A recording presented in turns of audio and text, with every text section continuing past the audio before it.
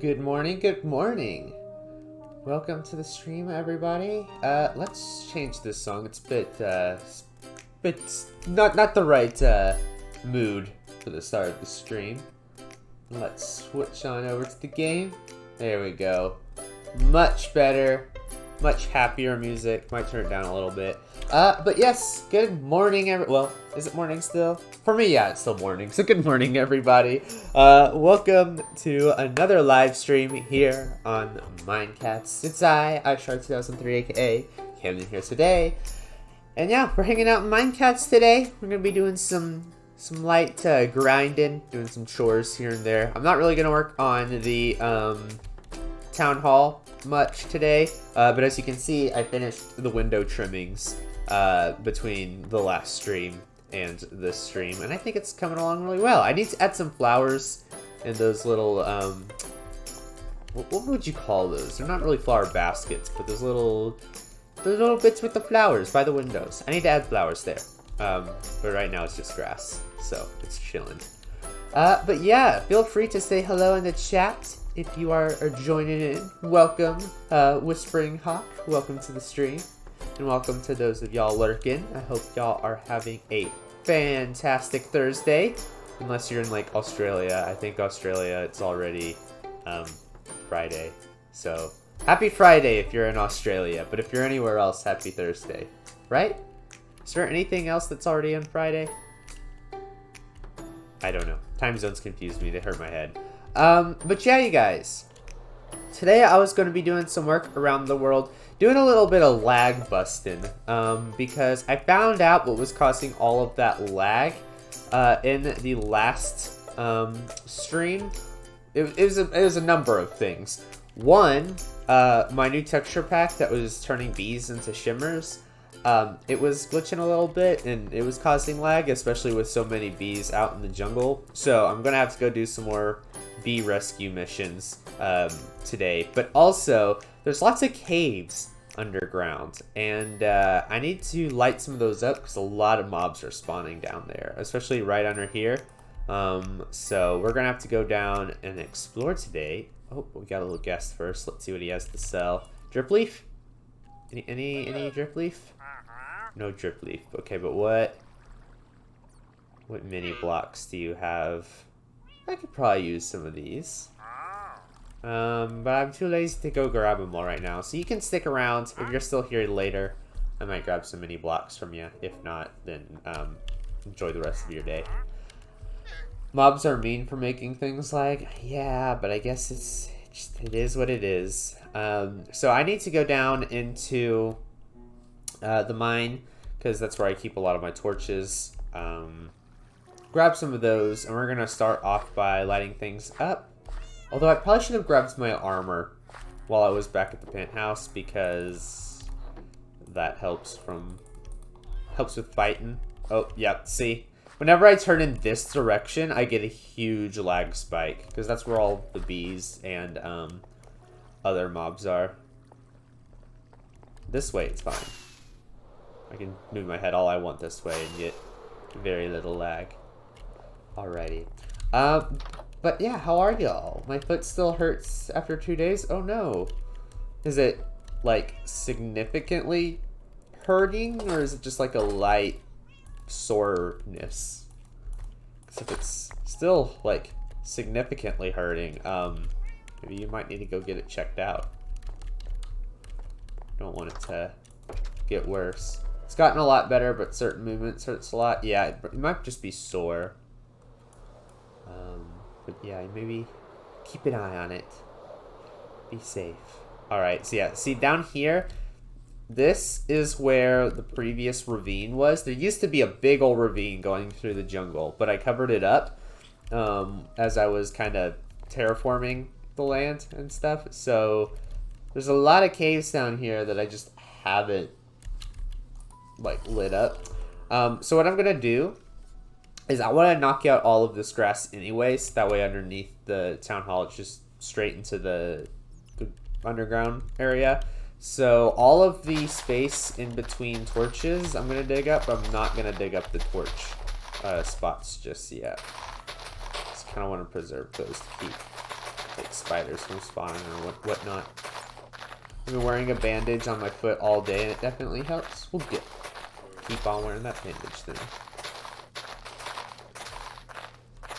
But yeah, I'm in a much better mood today than I was for the stream on, when was the last stream?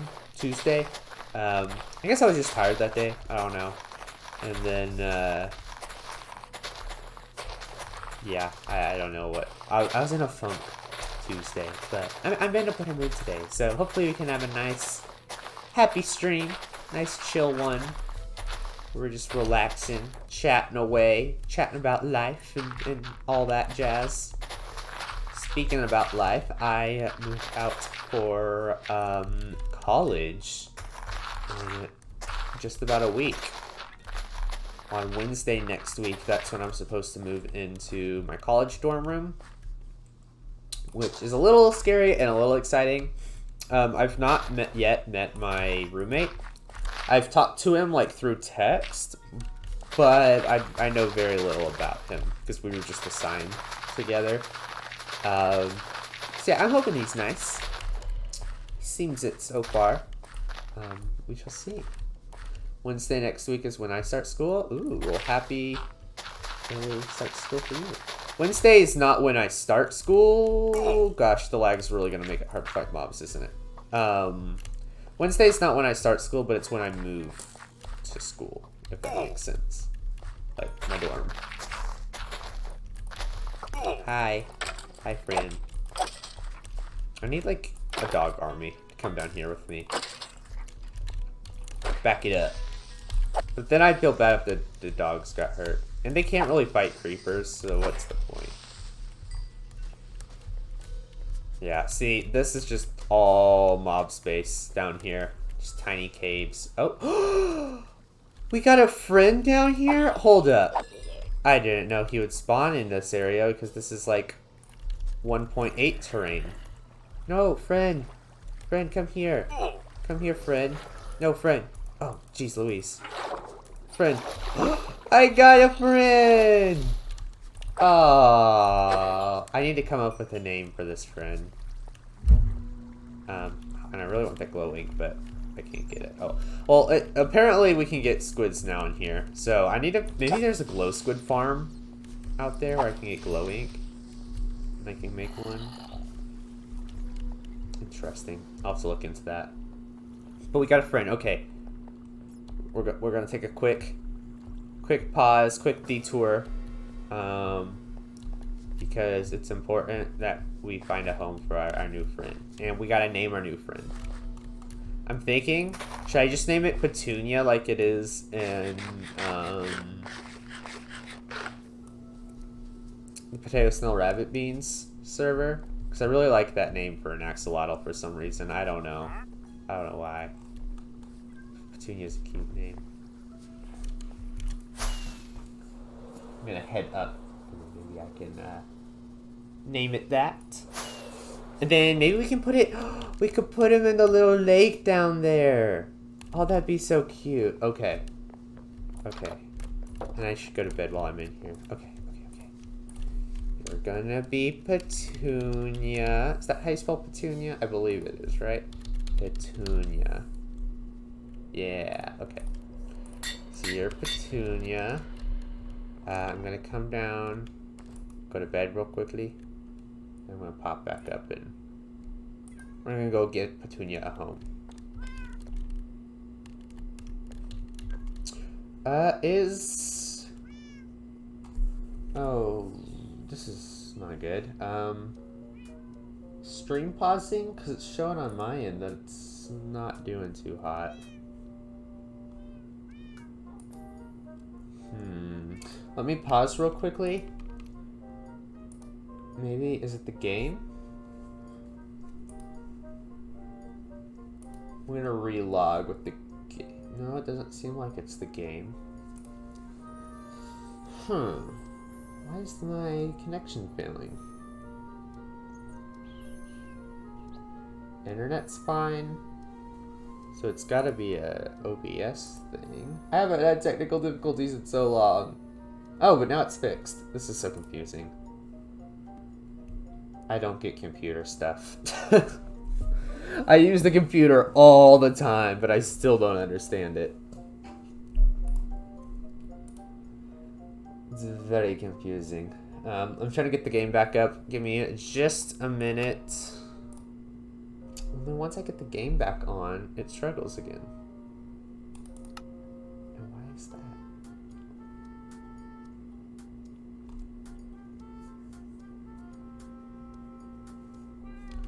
Okay. If I go back, the game will pop up. There we go. Is it back? Is it better? Looks better. I'll keep an eye on it.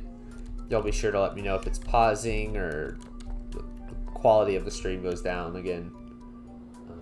Because yeah, didn't look like it was doing too hot there for a sec. But let's go give Petunia a home. Where were we? Petunia. I do have a couple of fish. Like I think I have a tropical fish over there. And I can't leave them in here or else Petunia is going to try to use them as a snack. So Petunia, you would be good. Stay over there. I gotta go rescue this fish. Where's my tropical fish? Dude, I gotta save you. I don't want. Petunia is a. Oh no, there's more. Do I have a tiny fountain? Can I put it in the fountain? Will it die in the fountain if it's like a half slab? You have all 3 of your cats in your room? Aw. I have neither of my pets. Everybody, the rest of my family's gone back to school today. Oh, no, I didn't mean to do that. Will he survive? Here. Is this fish friendly? He keeps flopping over. I don't know if I want him in there. I think Jack's house has a little like water trough, or it did. I don't know if it still does. I'll go check. You know what they need to add to Minecraft? They need to make it to where you can put fish in a cauldron. That would be the most adorable thing. Does. Okay. You're gonna stay in here, fishy, until we can get a safe place for y'all. But I think I want the axolotl and the pool. So yeah, everybody say hello to our new friend, Petunia. Petunia is a sweetheart. Let's go see what she's up to. Petunia. Oh, there's Petunia. Oh, just swimming away. Having the time of her life. I love the axolotls. They're so cute. Woodwolf will be so happy to know that I found an axolotl friend. Oh, Petunia's been eaten. Where's salmon? Alright. Well, let's head on back down to the caves. Before I got distracted, let's return to what we were doing. But yeah, like I was saying, my siblings and parents have gone back to school today. Their first day. So I'm home alone with the pets, Hershey and Maisie. But Hershey has kind of been MIA. She's probably sleeping somewhere. And Maisie is just chilling in the living room. I have the door open so she can come join me, but I don't know. Guess she didn't want to come play Minecraft. Kind of sad. And I bored her to death earlier. She was in here earlier, but I was doing a bunch of like prep work for college, like a bunch of like online courses about drinking and drugs, like the typical like rules and guidelines stuff. Like there were quizzes that I had to do for it and everything. So I was going through that, and I think it bored May to death, so she left. Let's go chillax in the living room, which, who can blame her? I would have done the same, because it was really boring to me.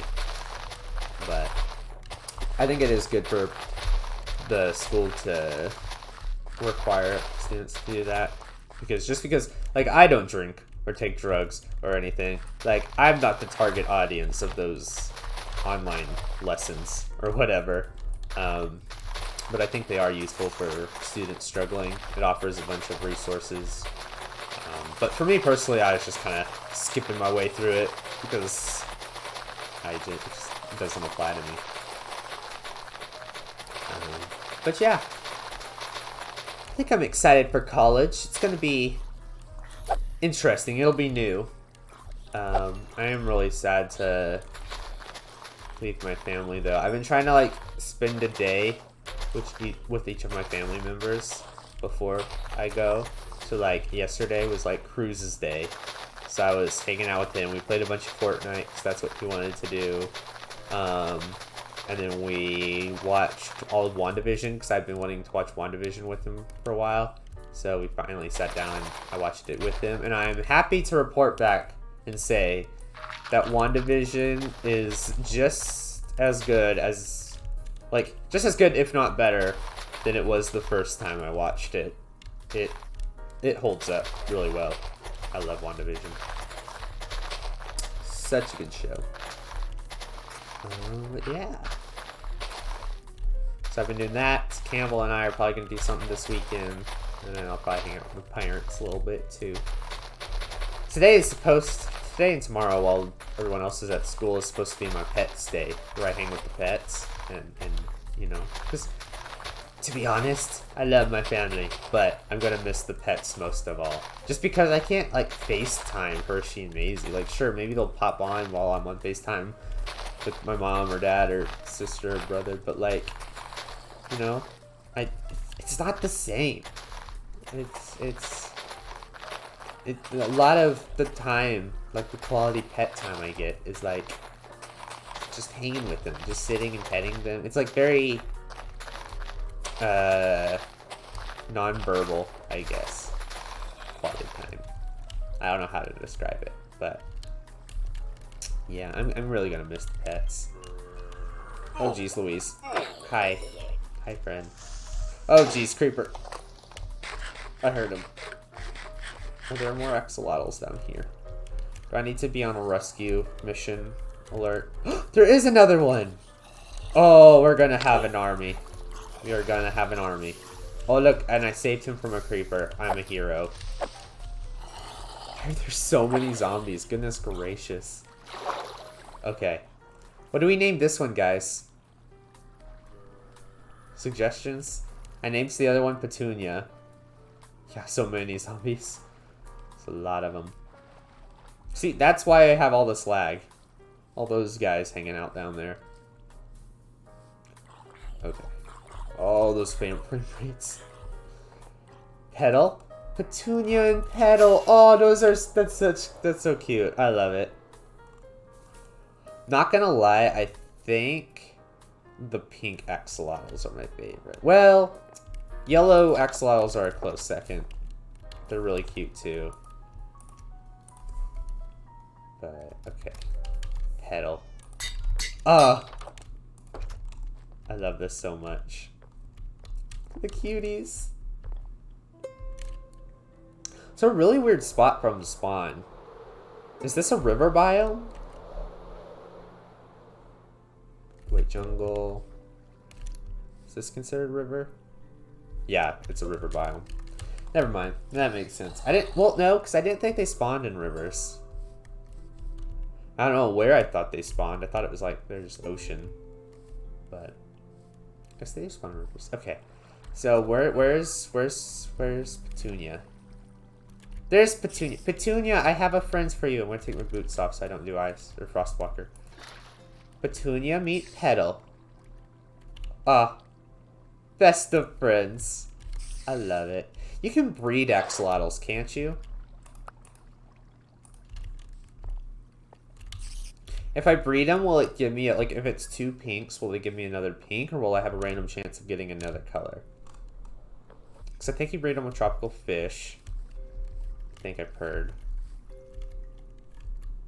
I have to look into it. Yeah, with tropical fish. I just don't know.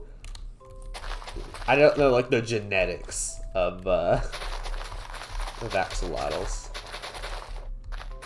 Because all mobs work differently. Some of them, like the horses, they stick to their patterns, like based on what their parents have. Some mobs just don't. I don't really know how the system works.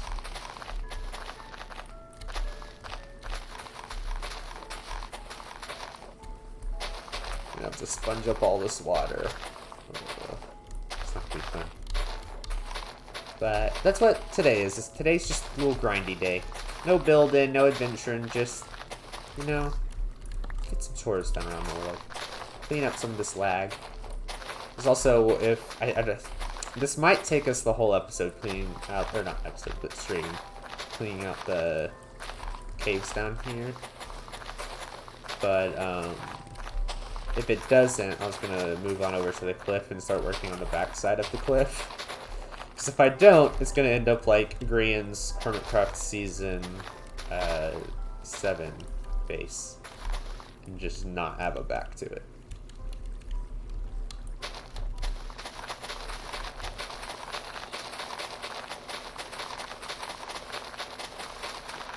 I'm gonna try to expose as much of this to sunlight as I can before I start going to light it up, because it makes it easier during the day to do that, to place the torches, than if it were all dark and then the mobs were attacking me as I'm placing torches and it's blowing up the torches as I'm going. Like, such a pain to deal with creepers. Like the other mob, well, skeletons are pretty annoying too. Zombies, I could deal with zombies on their own. Endermen, it's fine, just don't look at them. But creepers and skellies are the worst. Spiders are pretty bad too. But I would say spiders are easier to deal with. Like, the only thing about spiders that's annoying is that they can climb to get you. But you can just punch them off.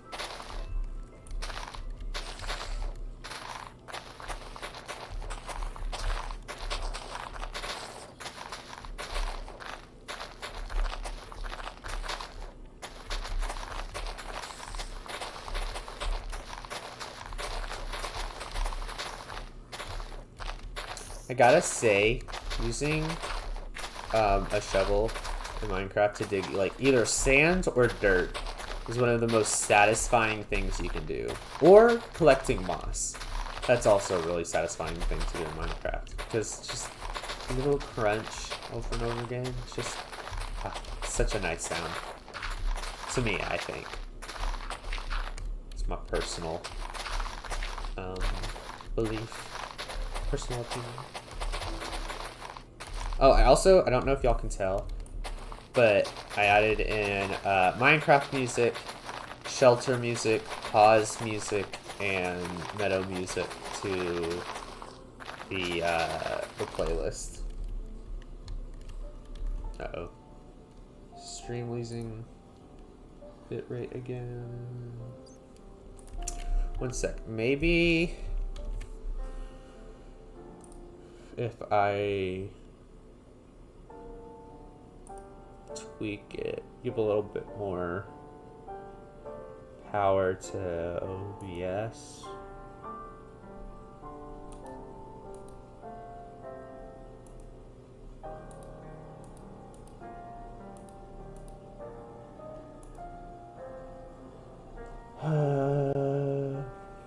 Okay, where's OBS at? I don't know why it's struggling today. Oh, it's already at high.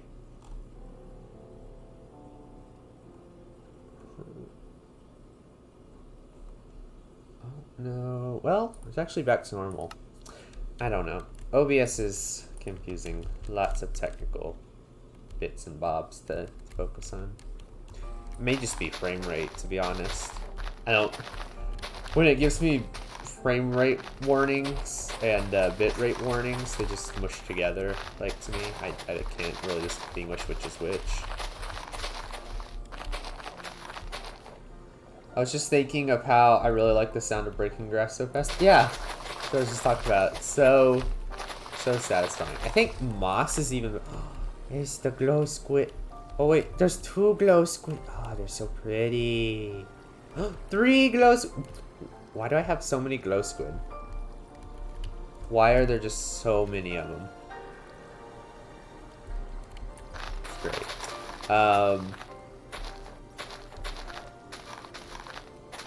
They keep coming back. Okay, I don't know.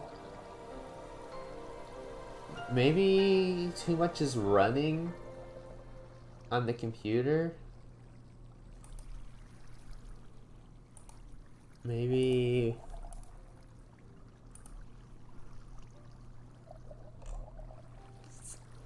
trying to figure out what it would be that's causing this.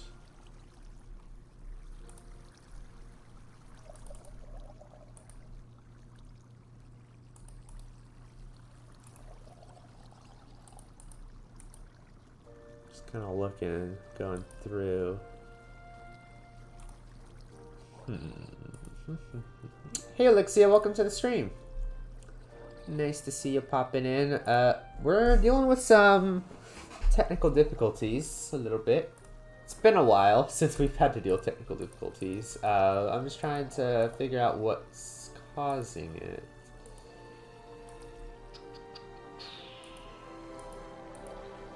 Hasn't happened in a while, so not quite sure what it is that's bothering it right now.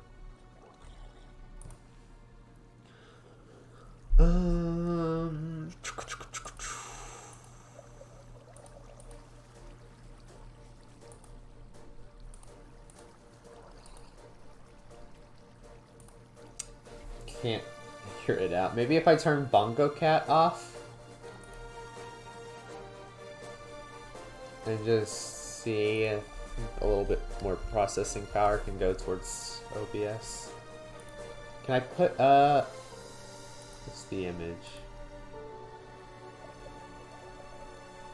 I think it's the Be Right Back screen. And grab the logo. And I'll put it. Boop, there. We'll just have that. We'll have no bongo cam today. But yeah. Technical difficulties are my best friend. Why'd you invite him to the stream, Elise? Gosh. No one likes technical difficulties. Why do you have to be friends with them? So annoying. Just kidding. But yeah. It's gotta be lag, right? It's gotta be the frame rate drops. That's causing the stream to struggle. Because I guess I am doing a lot of lighting updates by breaking all of this in the game. And that puts more strain on the Minecraft program. Which takes away from streaming, or from OBS. I think that's how it works. But like I said earlier, I'm not very good with computers. So my understanding is very limited. But yeah, right now at least we are trying to do some lag busting. That's what I'm calling it. All those blocks on the ground probably make it lag too. Yeah. Another one. We're just gonna have... No, did it despawn? Oh.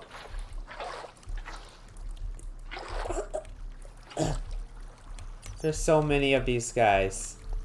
Have they been down here this whole time? The last few days while I've been working over here? They're all pink. I know. It's just like all the pink guys hanging out over here. The Pink Axolotl Club. Okay, so we have Petunia. We have Petal. What can we name this one? I'm gonna end up having so many axolotls that like the lag becomes a problem all over again. It's fine. If I need, we can make homes from somewhere else. Okay, what do we call this guy? Or girl? Guy or gal? We have Petunia, we have Primrose. Oh, that's such a pretty name. Is Primrose, like, isn't that a color? Oh no, it's a plant. But well, I guess there's like pink primrose. I love the flower theme. Because the little bits on the side of their head. Yeah. Well, I'll have to start with P, but I like that they're like flowers because what are the little bits on the side of their head called? The little floppy bits. I don't know what those are, but They kind of look like petals. So they're just like little water flowers. They're so cute. Okay, so Primrose, meet Petunia, Petal, your new friends. Here, I'll get the ice out of the way for you. Oh, you're gonna have such a good time. Look at them, they're just, oh, I love them. They're so cute. My friends.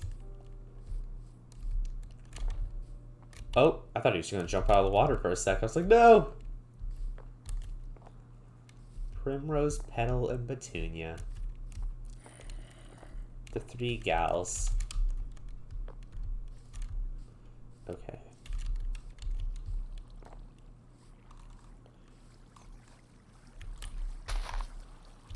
I'm just checking now, like, are there more?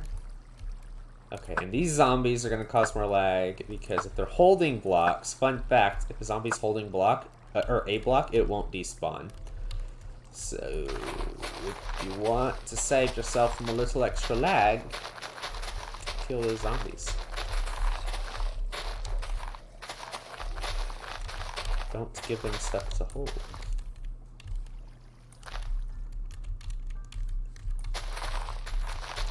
What have you been up to today, 𝗧𝗛𝗓𝗓? We were talking about our days earlier, what we've been up to. Anything fun been happening with you today? Oh, I missed. Put my bow skills to shame, Mr. Zombie. I'm much better than this. Thank you. Haven't done anything interesting. You know what? That's okay. Not every day has to be interesting. Sometimes you can just have a day to exist. Just to vibe, you know? Oh gosh. Oh, the lag. Oh, goodness gracious. What's down? It's all those guys, I bet you. I don't appreciate it. All this lag. Just existing. Gotta love it. Okay, I'm gonna put up some of these torches because I do think that those grass blocks are worsening our problem. I need to put them away. Oh, but I was like, what did I come down here for? I need to put up the torches. Because I have inventory space. I'll use the torches once I get all the grass out of the way.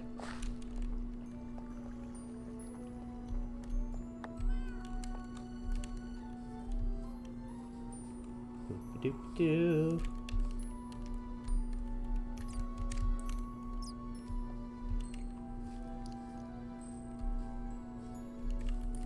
Yeah, I bet you with the axolotls and glow squids spawning down here, it's only worsens the lag, which is probably why I haven't felt it until now. It's probably with 1.17 coming out now. There's more opportunities for mobs to spawn. Oh, was it just... I thought I saw another axolotl. It was just a salmon. I was like, I thought they were getting hunted by an axolotl. Nope, they're just... Okay, it's fine. It's not like they wanted another one.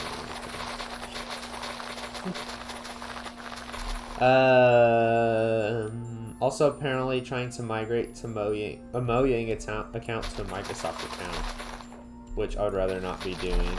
I heard that, don't you get free cape if you do that? I know it's like really complicated in the morning, but I hear you get a free cape, which is red, and it doesn't fit my aesthetic at all. But whatever. You get to choose the color of cape you want. It's really hard for me to figure out how to do that because I didn't have a Microsoft account at the time. I think I have a Microsoft account. Well, yeah, I do. Because don't you have to have a Microsoft account to have an Outlook account?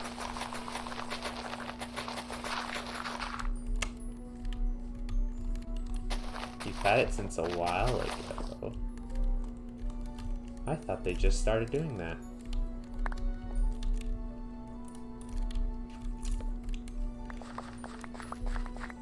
I wish they would give out capes now more. Because, like, they don't do Minecons anymore. So the event capes, like, keep the event capes, that's fine. Keep those rare. But, like, have fun events for... Because, like, even Bedrock players can get capes for random stuff from, like, the shop and whatever. It's like about us Java peeps. You can with, like, Optifine, but that's, like, a third-party way of doing it. It doesn't show up in-game. I guess it's something, though. Being able to make your own cape, I think, would be really cool. Like, even if it were just... Like, how Optifine does it, I think they have it to where it's like you basically make a banner pattern to go on your cape. But they should make that like a vanilla feature. Like, have it to where you can decorate your elytra with a banner. And when you're walking around like this, instead of an elytra, it appears as a cape. Or you can put a banner on your back as a cape or something. Even if it was just that, I think that would be super fun. And then keep the really fancy ones for like special Minecon events or whenever, if they ever do that Mine Fair thing that got canceled because of COVID. Maybe that could have capes too, or whatever. I'm a little disappointed they didn't do a 10-year cape for the game. Because Bedrock, well, I only know this because Cruz plays Bedrock and he got it. Bedrock, everybody got a free Minecraft 10th anniversary cape, and it was this like golden one, and I'm like, why didn't we get a 10-year anniversary cape? Like, I think if they had special capes to show how long you've been playing, that'd be really cool. Like, they could track how long your account has been active, and like, if you played back when the game first came out, maybe you could get a special event cape for like, when you played beta, like when it first came out, when Notch was still working on the game.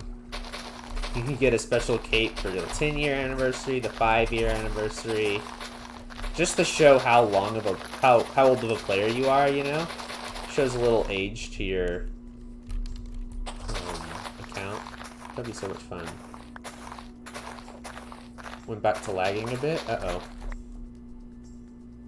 It keeps saying that the connection... It says it's network connection. But how can that be? The network is fine, I think. Let me go check the router. It's in the back room. It's blinking. Oh, that's a bad thing. I'm gonna leave it for now. I'm not planning on doing a super long stream, anyway, like a typical stream. And if it's just pausing for a moment, like, it's not terrible, right? Like, it's not cutting out a large portion of what I'm saying. Because if that's the case, I may just leave it be. Well, I logged into my Microsoft account for the first time in years, and there's just one Word document that's called the stuff thou ought to know. But I click on it and it says it doesn't exist. Thou ought to know nothing. You might have to restart your router. Yeah, but if I do that, then the stream's gonna be paused. Would y'all want me to do that? I could. It'll just take like 10-20 minutes. The stream will probably go offline for a bit. Or do y'all think it's fine just to continue with this stream for now?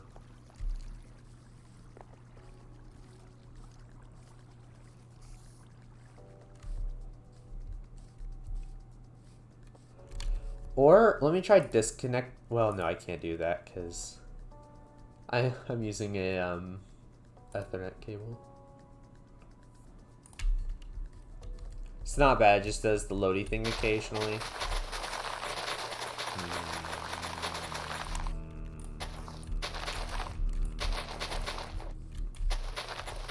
To unplug or not to unplug? That is the real question, isn't it? It's 100% Shakespeare. It's totally what he said.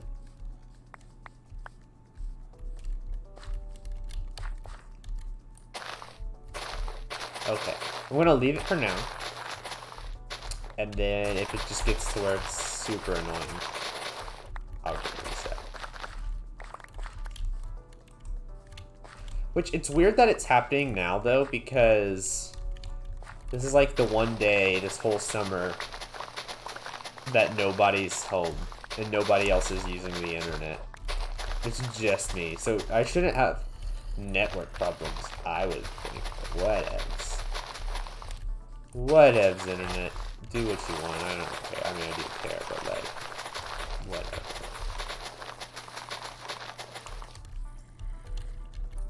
I'm curious, maybe your router likes when people are using it. Yeah. It's like the more people that use it, the more motivation it has to like load more. Right, yeah. It's like when you use the internet, it's like cheering for it. It's like it's lagging. Okay. Alright. I will pause it. And then I'll unplug the router and plug it back in. It'll probably pause the stream and cause a bunch of mayhem, but yeah. So I'll restart. Be right back. And yeah. So yeah. We back? I think we're back. Are we working? Okay, green on OBS. That's a good thing. Are we golden on 𝗧𝗛𝗟𝗦? We're golden on 𝗧𝗛𝗟𝗦. Okay. I hope it's gold and not like gilded gold. Like pure gold, you know. Will work for the rest of the stream. But yeah, welcome back. Thanks for sticking around, waiting for me to hop back on. Whack these guys. Alrighty. I went and checked if there was anything wrong with my router making it like me. Was there anything wrong? I think there was something wrong with me. Or my router, not me. But you know what I mean. Bye, friend. But yeah. That's, I don't remember what we were talking about before all that went down. Oh, I think we were talking about the capes. I just want capes. Capes are cool.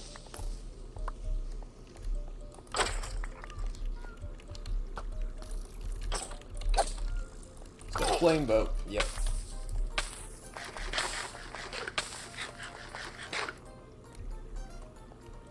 If it was normal, then it's probably just my end. It's probably what it was.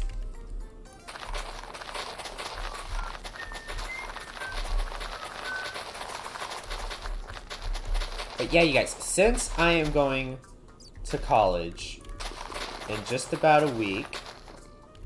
Oh, thank you. Let's see if I can pronounce your name correctly. 𝗧𝗛𝗟𝗦. I hope I said that correctly. Thank you so much for the follow. Much appreciated. But since I am off to college in a week's time, I need y'all's help. I need college advice. Whatever college advice you have, whether you've gone to college or maybe you've had a sibling who's gone to college, what advice would y'all give to me? Or really anybody going to college for that matter. Just what's y'all's advice for college? Zero advice. Great start. Love it. It's okay. You haven't gone to college, so it's good. Your brother and sister haven't gone to college. Makes you have no excuse. Darn! Don't you hate having a younger channel demographic? And I will not go to college for many more years? Yeah. I'm the oldest in my family. Like, out of all of my cousins, I'm still the oldest. So, like, the only people I have that I can ask for advice from is, like, my parents, who haven't been in college since the 90s. So, I am out of luck.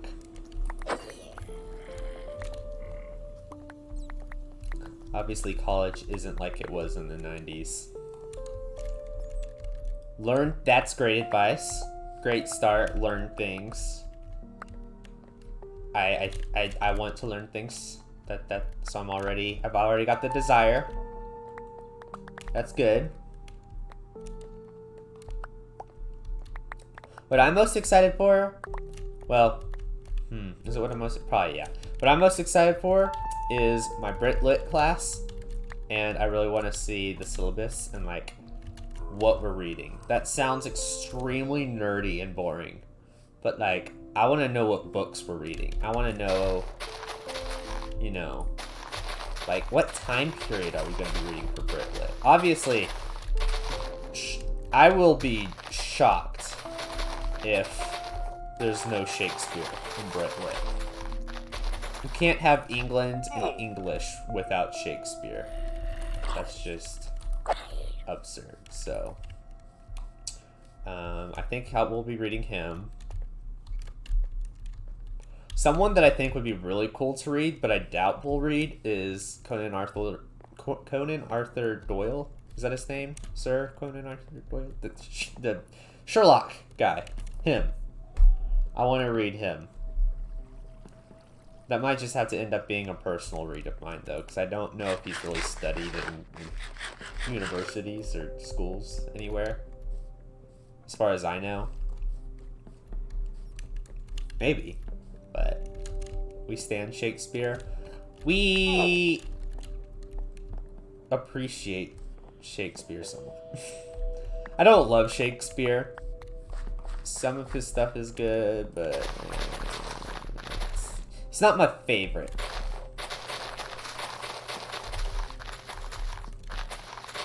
I just, wait, my other advice is that you should give me advice before I go, since you'll have all the experience. Will do. But you'll have tons of us to give you advice, at least. You'll have me, you'll have Artist, you'll have Chloe. Chloe's advice will probably be most beneficial for you, because the school system in England is probably closest to Scotland, if not the same. So, like, yeah. But I guess as far as, like, study habits and stuff goes, then, yeah. I'll give you advice. Give me advice if we still know each other when I can go to college. If I'm still streaming, which I probably will, because I've been doing this since, like, 5th grade, and I still haven't given it up, so the chances of me still streaming in the future are pretty high. But, yeah, we'll do. I just remembered I'm gonna get to do a lot more fun things in school now. Like learning how to cook and woodworking. Oh, so you're getting to, like, electives and stuff. Electives are fun. If you take the right one. Take something that interests you. Like, I did yearbook in journalism, which is fun. So it was, like, English, but then I also liked it because it was, like, helping. Like, I was creating a product for other people. And it also just kind of gave me insight on, like, the publishing world. Because that's what I want to go into, is publishing. I want to work for a publishing company and work in that industry. So yeah, it was really cool to learn that stuff. I applied for yearbook at my college, but I didn't get it. I didn't get a job. But they keep their staff at my college really, really small. There's literally like a maximum of 11 staff members that they have, which I think is crazy because my college isn't small. Like, it's a private university, so it's smaller than like UT Austin or whatever, which is like one of the biggest schools in Texas. But it's still pretty big. It's a fairly popular private school, so I'm surprised they have such few staff members to cover such a big school. Let me see. What is my school population?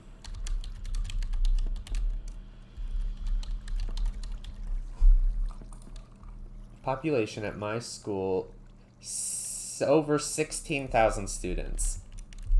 11 students in charge of telling the story of 16,000 students. Which is a lot of work for them. But Sounds like they got a plan. They're used to it, so they got a system. And no use in reinventing the wheel. We're gonna have more than 2 teachers when school starts again. Yeah.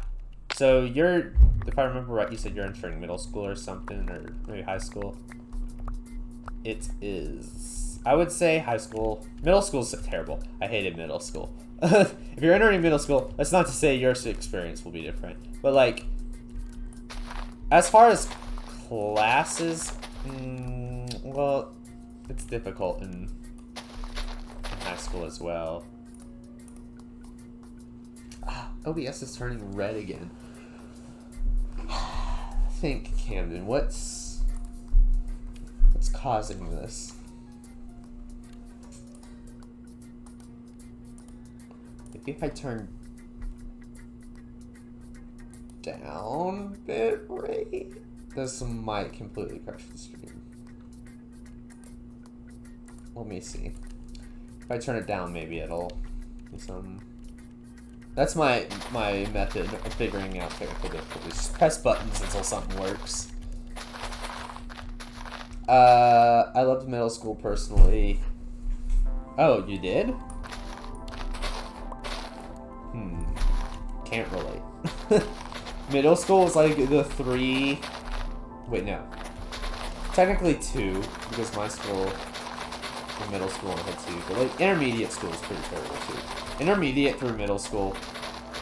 Well, like 6th grade through 8th grade were like the worst grades ever.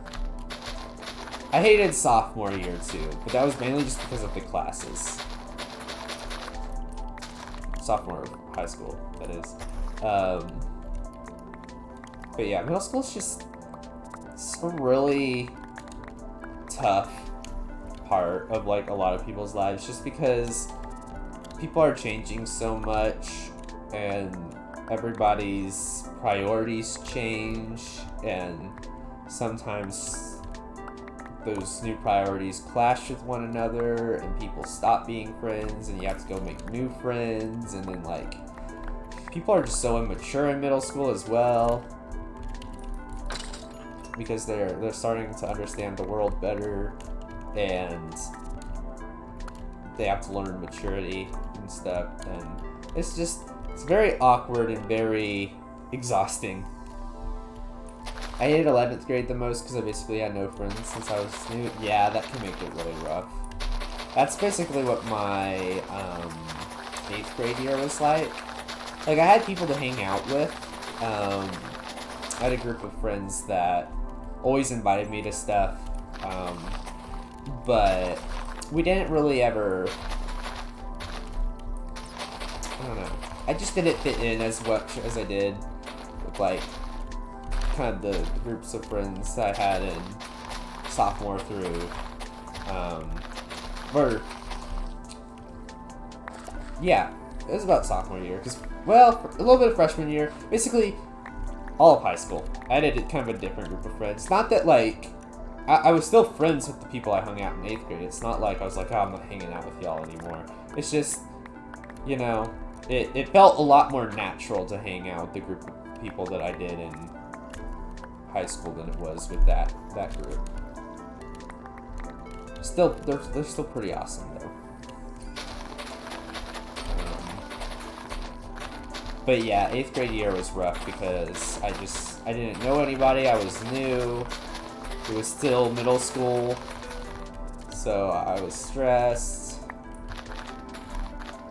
and it was a lot.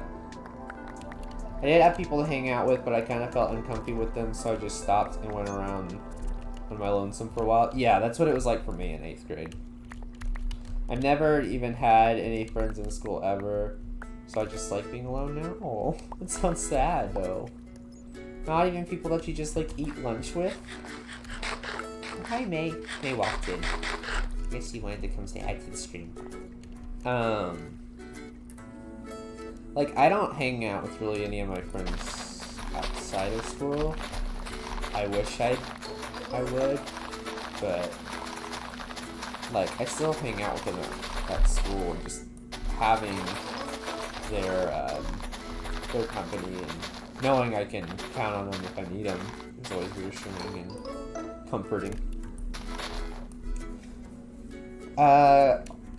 All people I didn't know just left me at the time to hang out with other people. It do be like that. But high school's a lot better, I feel like. I feel like the friends, at least from my personal experience, high school friends tend to stick around longer than middle school friends. Because like I said, in middle school, everybody's like growing and changing. And unfortunately, a lot of friend groups break up because people just start focusing on other things. High school's a lot better because people tend to, how to say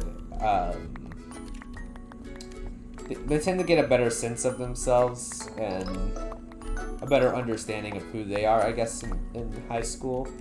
That's not to say that change won't happen.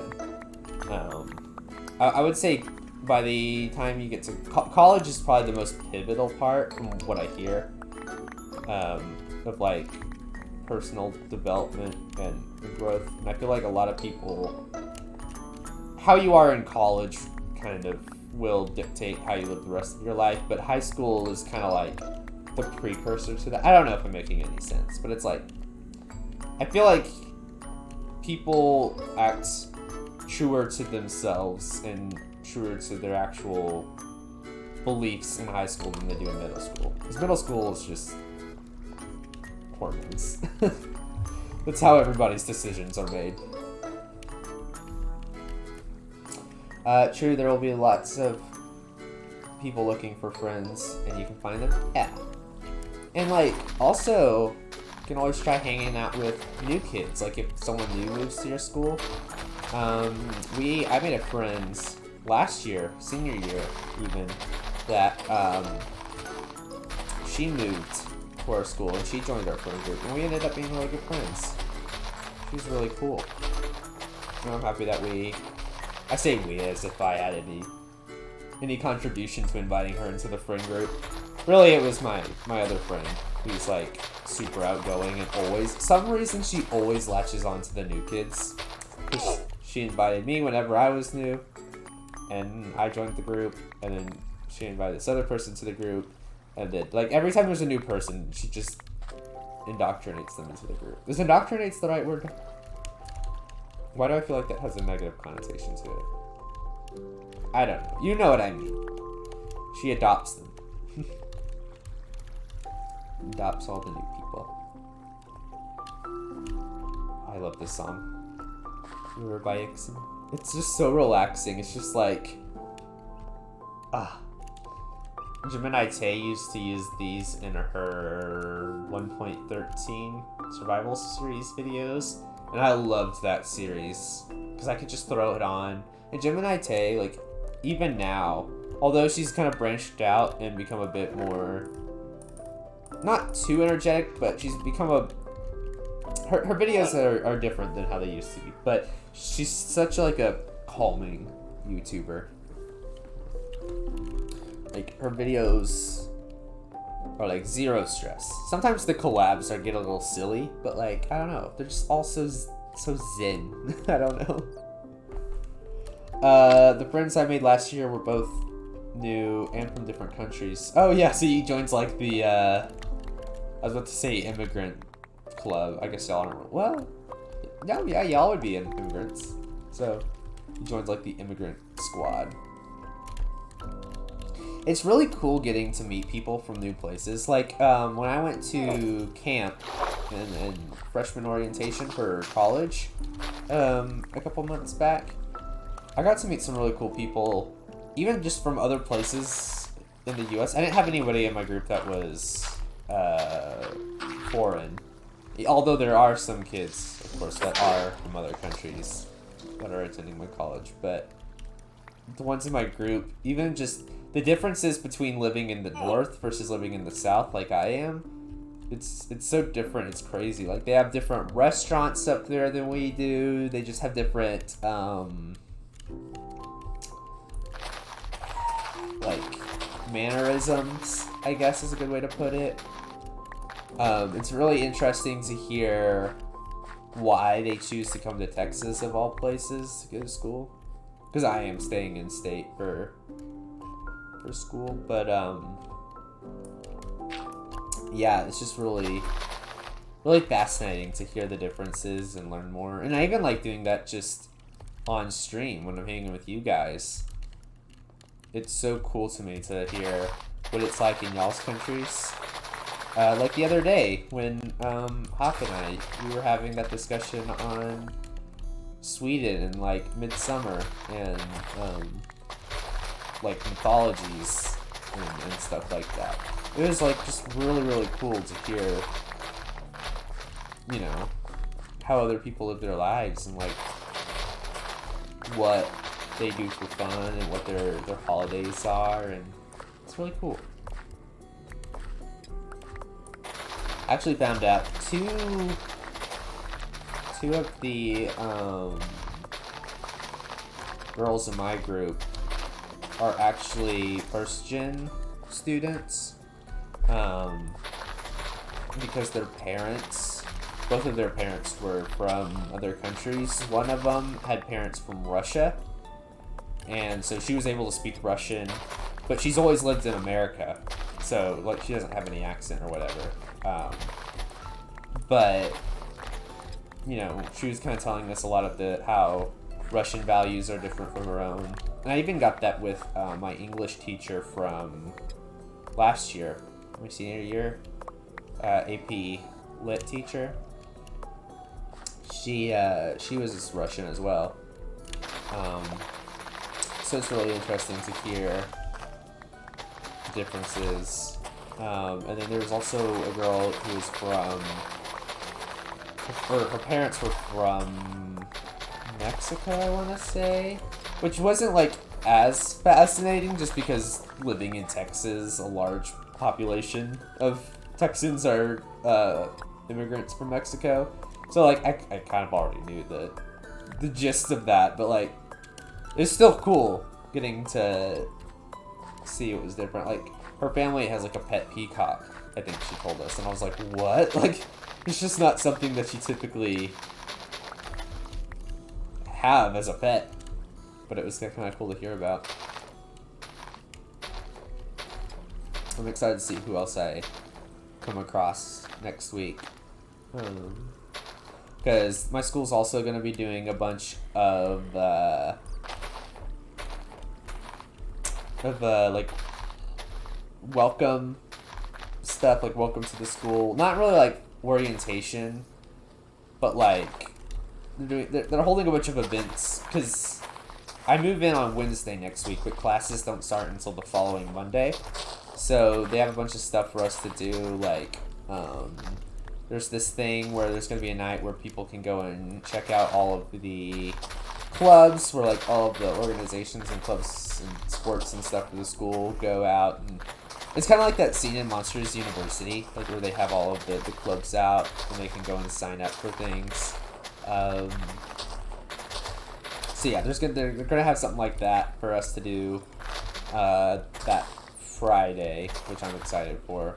And a lot of people, from what I've heard just talking to people online about my school, they say that it's a really good way to meet friends, because if you join a club, like my school has a lot of clubs that you're able to join, and a lot of them are like small things, like the Disney fans club or whatever, but just finding like groups like that with small interests or similar interests sounds really cool. I'm back. My internet just stopped working. Did I miss anything? We were just talking about like how cool it is to learn about other countries and meet people from other countries, and I was kind of referring back from our last stream when you and I were talking about Sweden and like 𝗧𝗛𝗧𝗦𝗡 and mythologies, or gods and goddesses and stuff like that. So I was talking about how cool it is to learn about stuff like that and like exchange facts about where we each live. I'm talking about people that I've met from elsewhere in the world in real life. Nordic countries have a lot of history. Yeah, I really want to go visit some of the Nordic countries someday. Norway especially, because of, Norway's the one with tulip fields, right? I think so. No, I'm saying that a lot. I really want to go see Norway. If I ever get the chance. It just looks so pretty in pictures. Sweden would be really cool to go to as well. But I think if I had to choose a Nordic country, it would be Norway that I want to go see. Iceland has the most history. Yeah, I think that adds up. That's what I know about Iceland.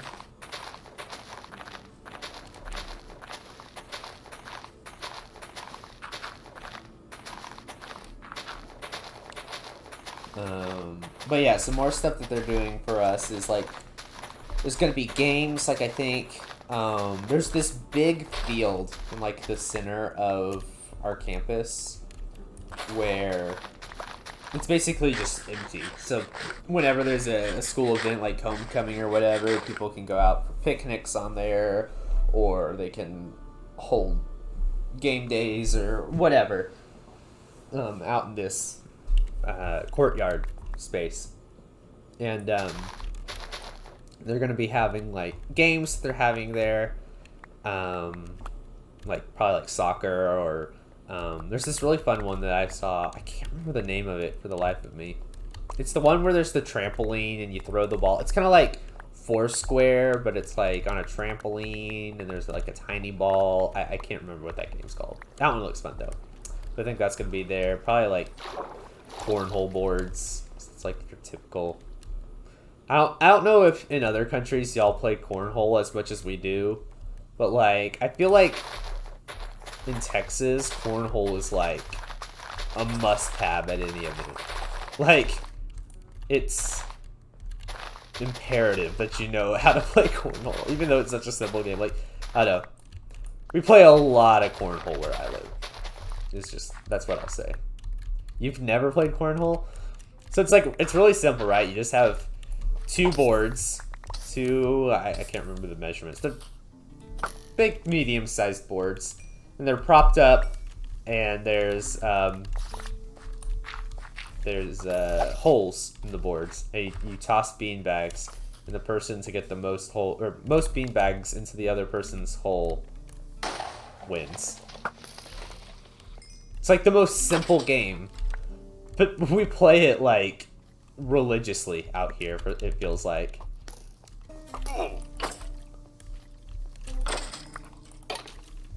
It's pretty fun though if you get with the right person and have like a little competition. There's no sports in Sweden other than football. Don't y'all have like winter sports though that y'all compete in a lot?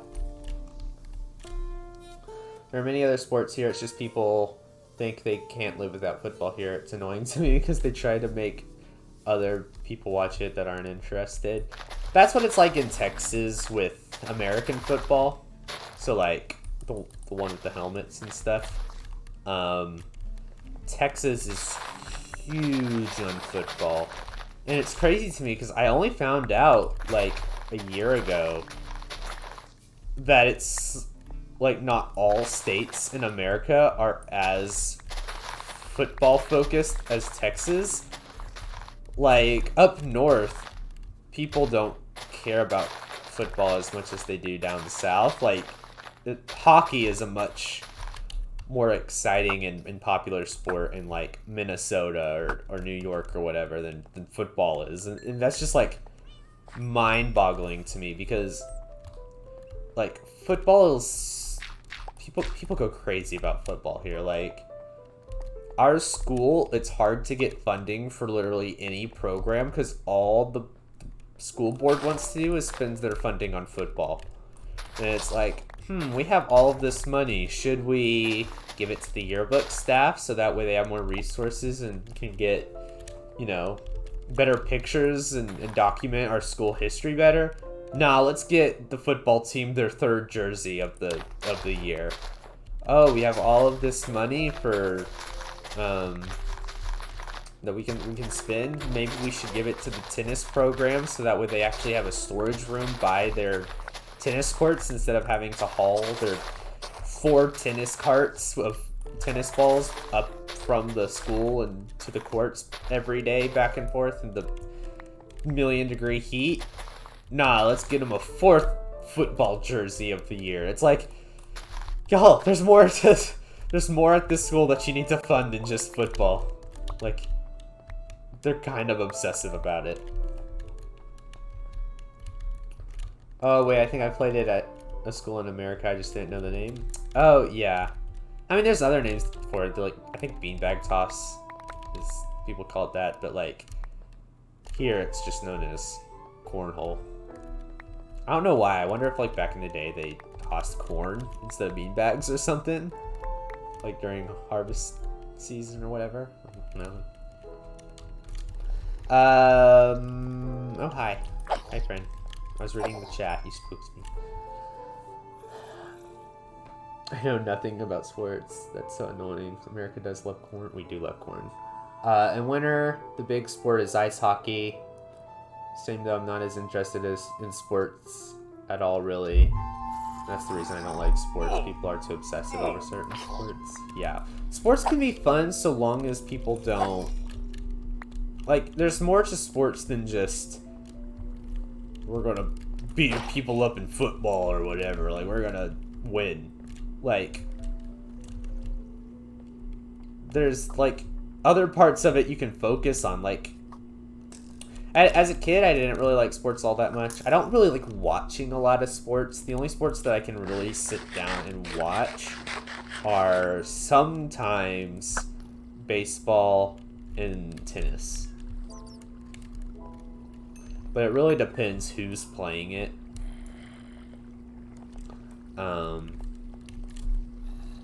Like, I watch my sister plays softball, so I find it fun watching her softball games because obviously I know her and then all of her friends that are on the team. And that's more fun than if I went, like, to me that's more fun to watch her and her friends play than it is to watch, say, like the Rangers, which is the closest baseball team we have here. Or like the, I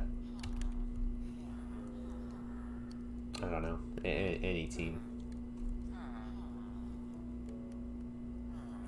It's just a socially acceptable fandom. The thing that I don't get about sports, right? How come everybody's always like, oh, why do you spend so much time watching people on YouTube play games? You're not even playing it yourself. Excuse me, sir. Isn't that what you're doing with football every day of your life? Like, the people that sit and will watch football and scream at the TV because their team is losing. And they obviously can't hear them, but they get so worked up and they're like, why are you watching people play MCC? It's Minecraft. You're not even playing it. Okay, then explain to me why you do the same with football.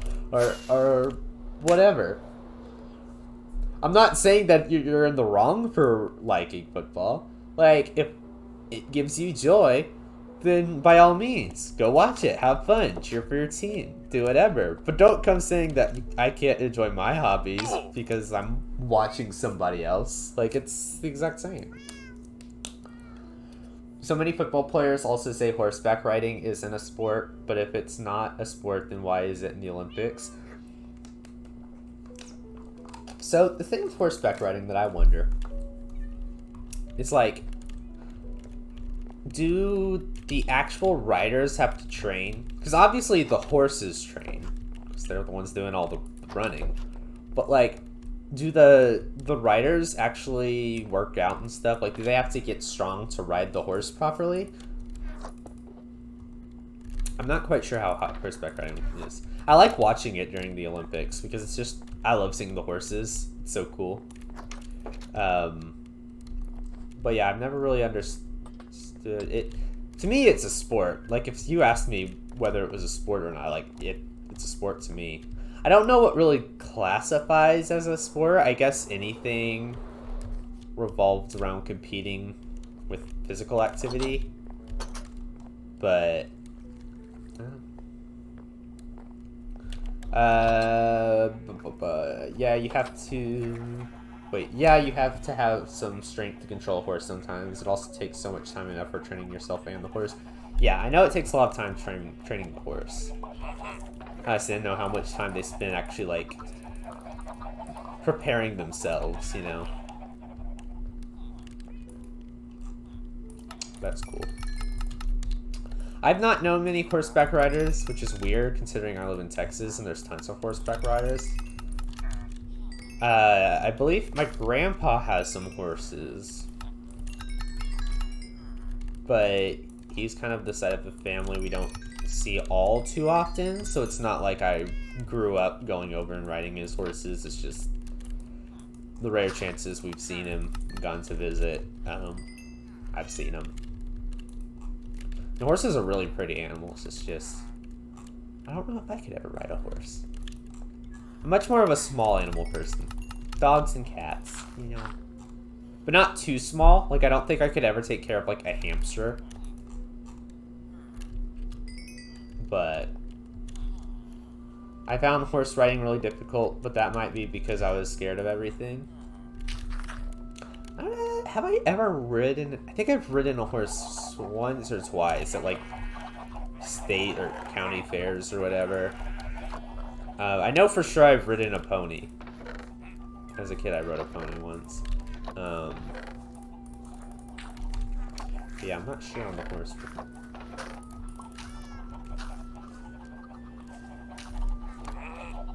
I've never ridden it on my own. I'll say that much. I've just, like, I've held the hand of somebody, or I've been riding it, and they, like, walk the horse. I've never just been like, yeah, right off into the sunset, bullseye. Let's go adventuring. Like, I've never got that far.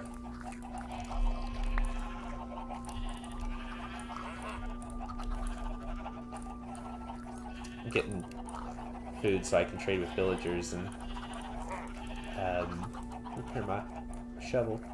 I need to make an Enderman farm really badly, because it takes so much time getting all these trades set up.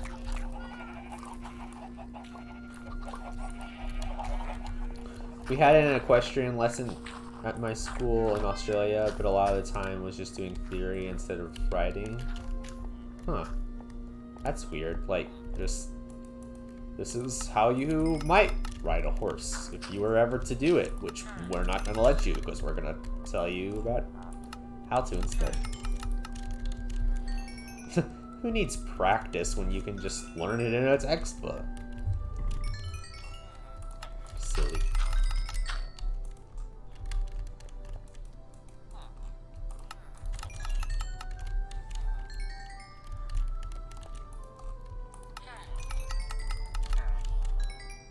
Thank you, sir. Appreciate all the melons for me.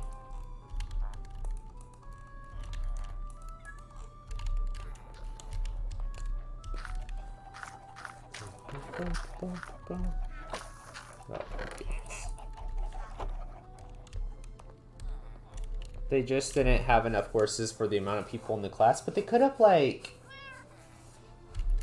traded.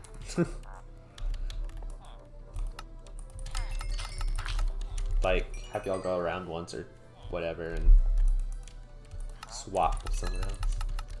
I'll be so happy when I can go back to the horse, when I can go horseback riding and learn how to do things like jumping and galloping. Now that sounds scary to me. Not galloping, but like jumping on a horse. I don't know if I'd be brave enough to do that. Like, I trust the horse. What I don't trust is my ability to hang on to the horse. The horse would never do anything wrong. I'm sure they're all sweethearts and they're trying their best. But my best isn't good enough for the horse.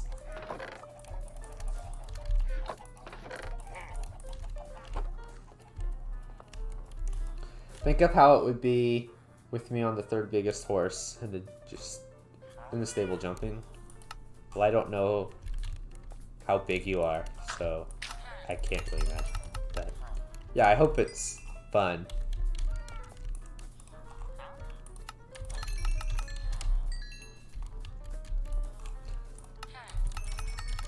I got to do a fun job for... There's this festival that my town holds every year downtown. That's like a Western festival where everything's Western themed and everybody goes out in like old Western outfits and eats a bunch of like barbecue and all the Western things. It's like basically all of your previous assumptions on what Texas is like. Everyone just goes out and embraces their inner Texan cowboy on this day every year. And I was needing some volunteer hours for NHS last year. When I say last year, I mean like a few months ago. So I volunteered to help at the festival, and I got to help out with the carriage rides. And I basically got to hang out with the horse riders every I was gonna say every day. It was one day. Every few minutes, and like we would just basically I just went in circles all day around downtown on the carriage, and I would help people on and off the carriages, like the older people that needed assistance. But it was so cool just watching the horses. Like I didn't get bored that entire day just because the horses are such beautiful animals that, like, I don't know, they're kind of mesmerizing. I really loved it. And it was like the one volunteer opportunity that I actually did something, because I've tried doing volunteer opportunities for years, and they literally would just, no matter what the volunteer opportunity is. Like one time I went to go help at the same festival, but like in 8th grade, and instead of working like directly downtown, I worked at the train station that's nearby, just because that's where I was assigned for the day. And I went there, and they stuck me in a room and made me watch train documentaries for like 3 hours. And I was like, I volunteered to help people, not volunteered to watch your documentaries for you. Like, I mean, it counted for like my volunteer hours, but it didn't give me the satisfaction of actually helping people, you know? Like, I like volunteering, but not just because it looks good on a resume. Like, I genuinely like helping people, and when I'm just sitting and wasting my time and doing nothing because it looks good on a resume, like, that's boring. I actually want to make something of this and not just sit all day, you know? And then there's stuff like, I've gone after school sometimes to tutor kids, but then the kids just show up and play Minecraft on the computers, and I'm like, why are you here? You're not studying in study hall. You're not, like, asking questions or help. I helped, like, there's only, like, one kid that I ever helped, and he walked in every day and needed help on math. And I was just like, oh, this poor kid. He needs help on all his math.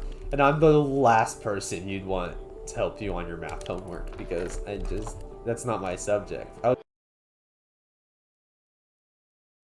frozen. Okay, there it is. Like history, English. I could even probably do some science, unless it's chemistry or physics, then they're on their own. But like, he always wanted me to help him with math and like factoring and fractions and all the stuff that I'm bad with. Proofs. I'm just like, kid, I can't help you with proofs. So like, I could never help them then either. Like 5'5" or 5'6". Alrighty, yeah, that'd be a cool sight. Already taller than Alexa. In Sweden, my height is short. Oh yeah, because people in Sweden are tall, aren't they? I forgot about that. Tall and blonde is like the stereotype. Basically, whenever someone talks about Sweden, everyone just assumes everybody there looks like ABBA.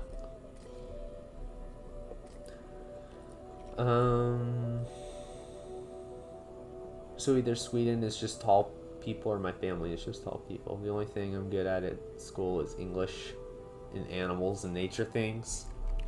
So like, I'm sure you like, I don't know if you've ever taken like environmental science. I took that and I felt like I did a great on my AP test, and I made a 2, which isn't passing. And I'm like, what? It's not like 2 out of 100. It was like 2 out of 5. So, not the worst, but I was still really upset. I'm like, I paid attention in this. This is like the one science class that I actually understood throughout my whole high school career, and you're telling me it's the one I failed? I passed AP Biology, but not AP Environmental Science. Something was up. Granted, it was last year. It was with COVID and everything, so like the test wasn't all that fair because it was just free response questions and there was no multiple choice, so it wasn't like an accurate representation of what I learned in the class, because I could have just gotten a bad essay prompt to write about. But I was still a little upsetty spaghetti about that one. They'll let you do the test again if you want to take the course again, but I wasn't going through that again. My environmental science teacher too, he literally prophesized like COVID happening. He told us all way before it was even a problem on the news, like way before the first case of COVID even hit America. He was like, all that COVID stuff that they've been dealing with in China or whatever, before you know it, it's going to be here in the United States, and everybody's going to be forced to wear masks, and you're going to have to carry hand sanitizer with you everywhere you go, and you're going to have to hand sanitize like every time you open the door to the school or whatever. He's like, it's going to be like 1984 out here, and we were all just like, nah, you're ridiculous, Mr. Hunt. And then literally it happened, and then he quit and moved to another school. And I'm like, Mr. Hunt, how are you gonna do us like that? How are you gonna like predict a huge global pandemic, like a once in a lifetime event, and then leave us when literally you're the only one that knows how to deal with this? Like, and then he scared me for the rest of the year, like for the rest of 2020. Because he also told us that the Earth was going to explode in a few years, and I'm like, so now that he's gotten COVID right, like all of the other doomsday scenarios that he's told us will happen in our lifetime, I'm like, kind of anxious about. I'm like, I don't want Yellowstone to explode. I don't want, I don't want the world to get hit by a meteor. Like, these are the things that he told us would happen, and now I'm just like, Mr. Hunt, please come back. I'm sorry we ever doubted you.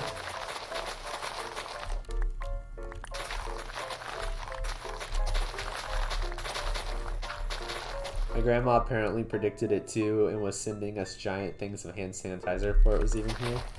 You have got a great grandma. Guess that means she loves you. If she was taking care of y'all before it was even a problem. I've seen something of a person that predicted COVID lots and lots of years ago, and he predicted the years it would be around, and that would become a pandemic. Yeah, I saw that whenever, like, when was it that COVID hit? Like March 3rd. I think, yeah, it was March 13th was the day that everything in the U.S., like, went insane. The only reason I know that is because it was a Friday the 13th, and people got, like, the conspiracy theorists were at it. They were all over it. But, like, the week of March 13th, there was this page from some kind of book that was published back in, like, the 80s, I think. I don't remember what the book was about. It was, like, it was something crazy. Like, made up fortune teller stuff. But in the book, there was a page that went viral on Twitter saying that there would be a virus called, like, the Wuhan virus or something, and that, like, it basically cited where COVID would start. And that was the actual place in China where the first cases were found in or whatever. And it was, like, spot on how accurate it was. And it was talking about how it happened in the spring of 2020, and that, everybody would think it's a hoax, but it was actually real. And I'm just like, it was scary how spot on they were. I was like, whoa, that's a bit that's suspicious, that's weird.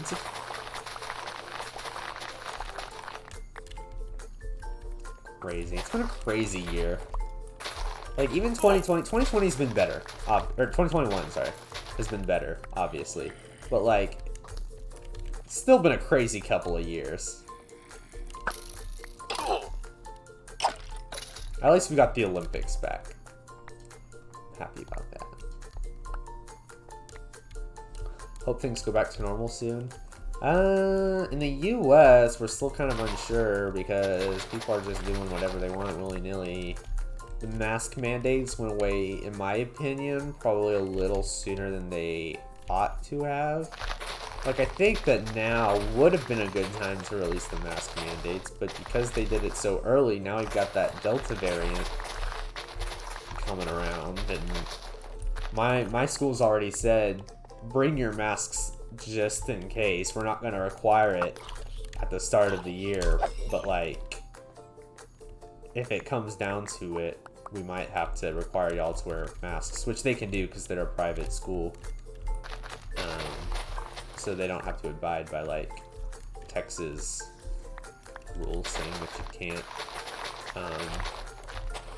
Like public schools in Texas can't enforce masks, but private schools obviously can because they're not government institutions. We still have to wear masks in public buildings. Yeah, no. People stopped wearing masks even before they released the mask mandate. Like, people just didn't care. They'd be like, oh, you have to wear a mask in Walmart, and then people would walk straight in without a mask, and they'd be like, no, sir, come out, dang it, they got away. Well, we tried. It's like, nobody did anything to enforce masks.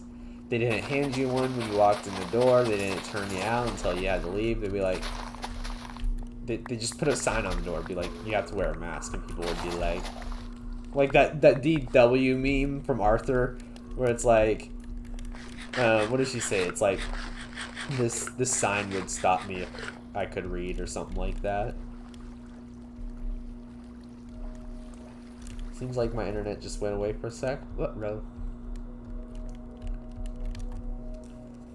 In Sweden, we never had to wear masks, so I doubt it's going to get a lot better soon. Yeah. Cases are starting to rise in Texas again, I know. And I'm sure it'll just be a back and forth thing, because there's no way they're going to, like, everybody's just going to unite and be like, alright, we're all staying inside for, everybody on the planet is going to stay inside for 2 weeks and wait for this thing to go away. Like, there's no way. So, I think it'll be something for the next few years that'll just slowly, cases will rise and fall, and I don't know if it'll ever get, I don't think we'll ever get back onto a lockdown, because now that everybody's kind of free to do whatever they want again, it's going to be really hard to enforce rules again. It's like they've kind of lost the authority to do so now, the government, at least the American government. So even if it's recommended that everybody wears masks again, I think it's going to be really hard for people to agree. A lot of politicians will probably rather go to war than put on a face covering.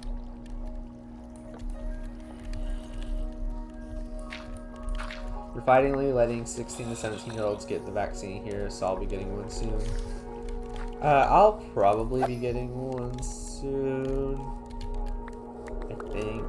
My parents haven't gotten theirs because they don't want to, but like, I don't know. I'm on the fence because it might just be because I live in such a Republican heavy area that like it's advised that everybody wear masks, and like nothing wrong with that belief, I think. Like, or no, like if people are afraid to get the vaccine, I think it's fine that they choose not to get the vaccine. Like if they don't want to put that in their body, fair enough, but like I think where the problem comes is that people refuse to get the vaccine but then don't take precautionary measures to like keep from spreading the virus or whatever.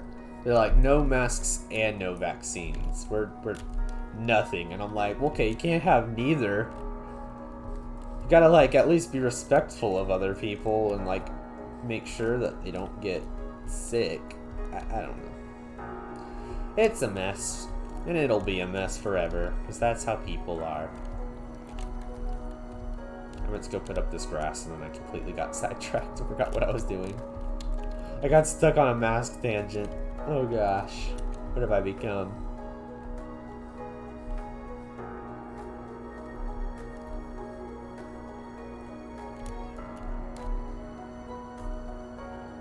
The vaccine keeps you and other people more safe, so I will definitely be getting it when I can. Yeah.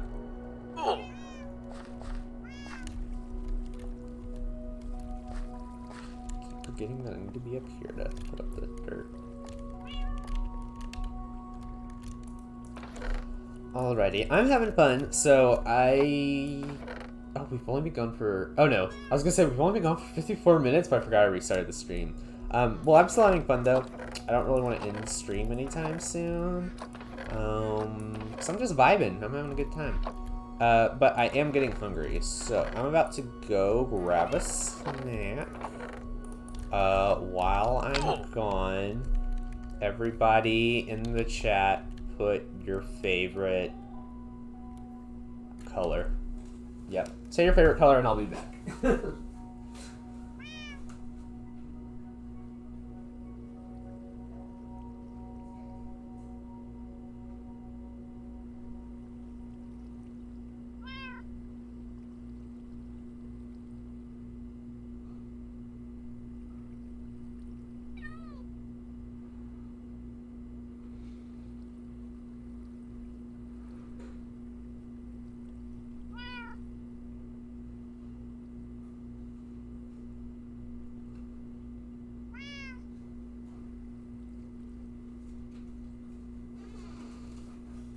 Okay, I'm back.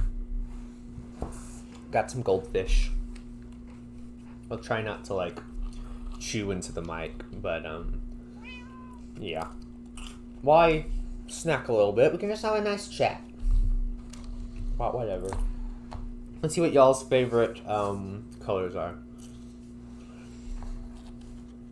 Elisa's going to get dinner as well. Okay. Alexia's favorite is turquoise. I could have assumed that. Because you had that Christmas skin on for a while. That had turquoise on it, and you were considering making it your main skin.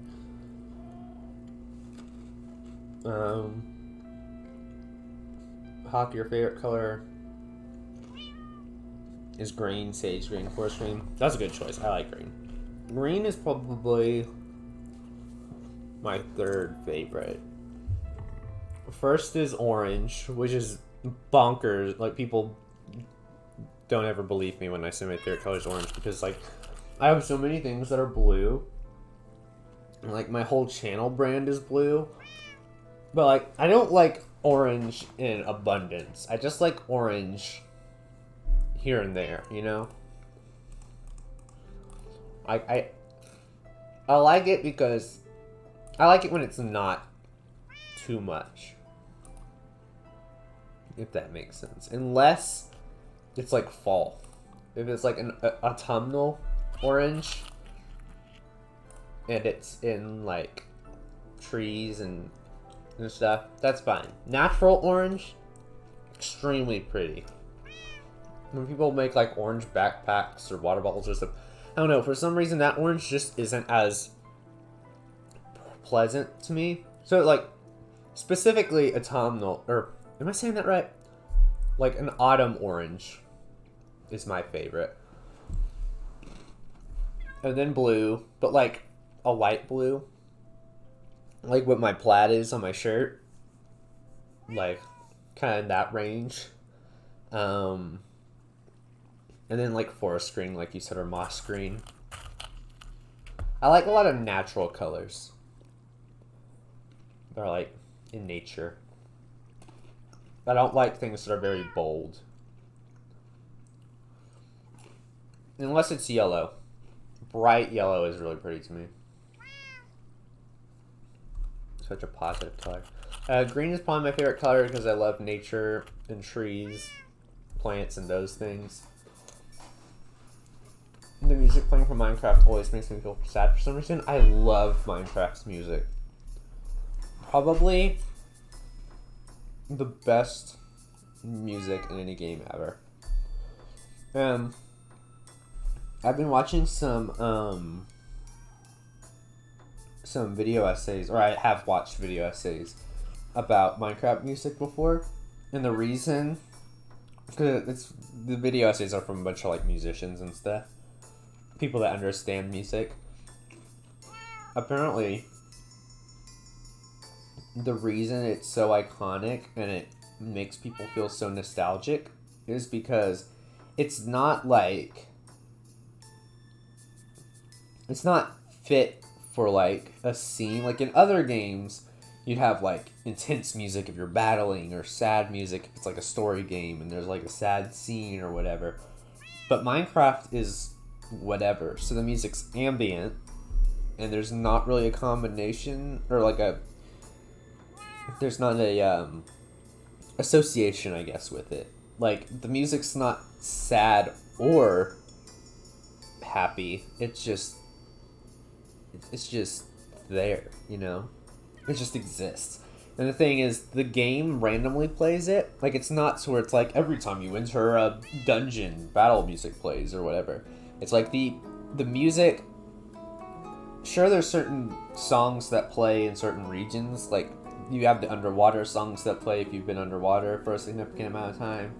Or you have, like, the nether songs that play if you're in the nether. But, like, a lot of the overworld songs, they trigger at random. And I think it's based on when in the day cycle you are. So it was like a morning, a noon, or a morning, an afternoon, and a night song, I think. And it's random which one plays and at which given time. So what happens is, as you're playing the game for the first time, because it's so random, you start associating the music to different things. So whenever you hear it again, you just associate it with some of the times you heard it for the first time. And like, imagine you doing that again. And that's why it makes you feel so nostalgic, because everybody's experience with the music is different. And it's not like forcing like a emotion on you.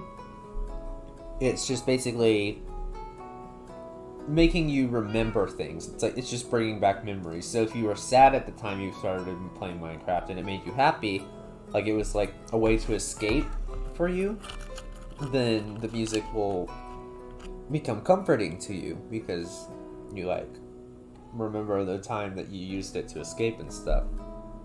I don't know. It was really cool watching the music, or not music videos, video essays, describing it. Cool to hear like the psychology behind how it works.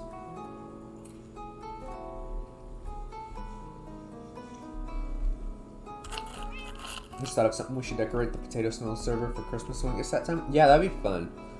I know in the past on the realm, Alexia and artists have taken up the job of like decorating things for holidays. But usually it was very light. What I like right now is that everybody is really close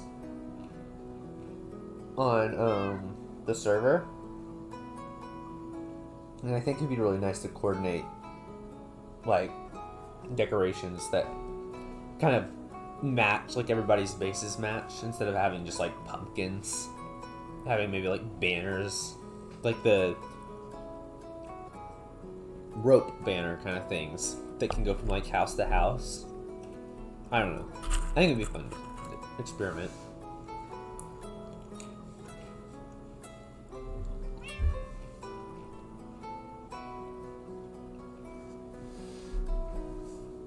Let me get some water. 1 sec.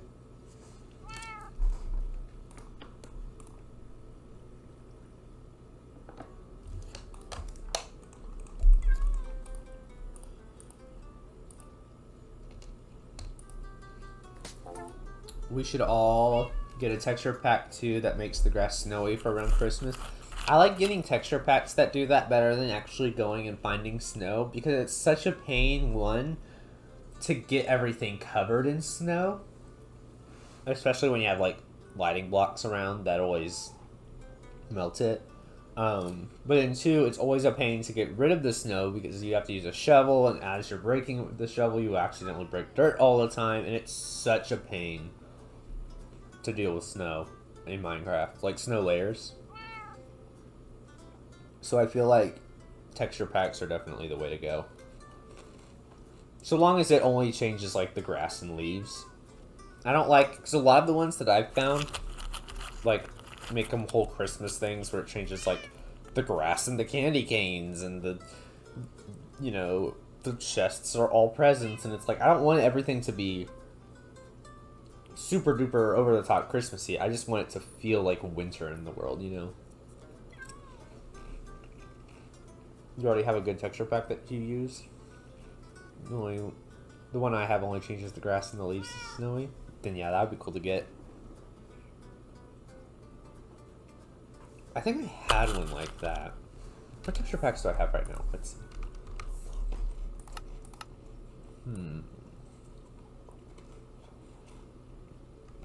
I guess I don't have it anymore.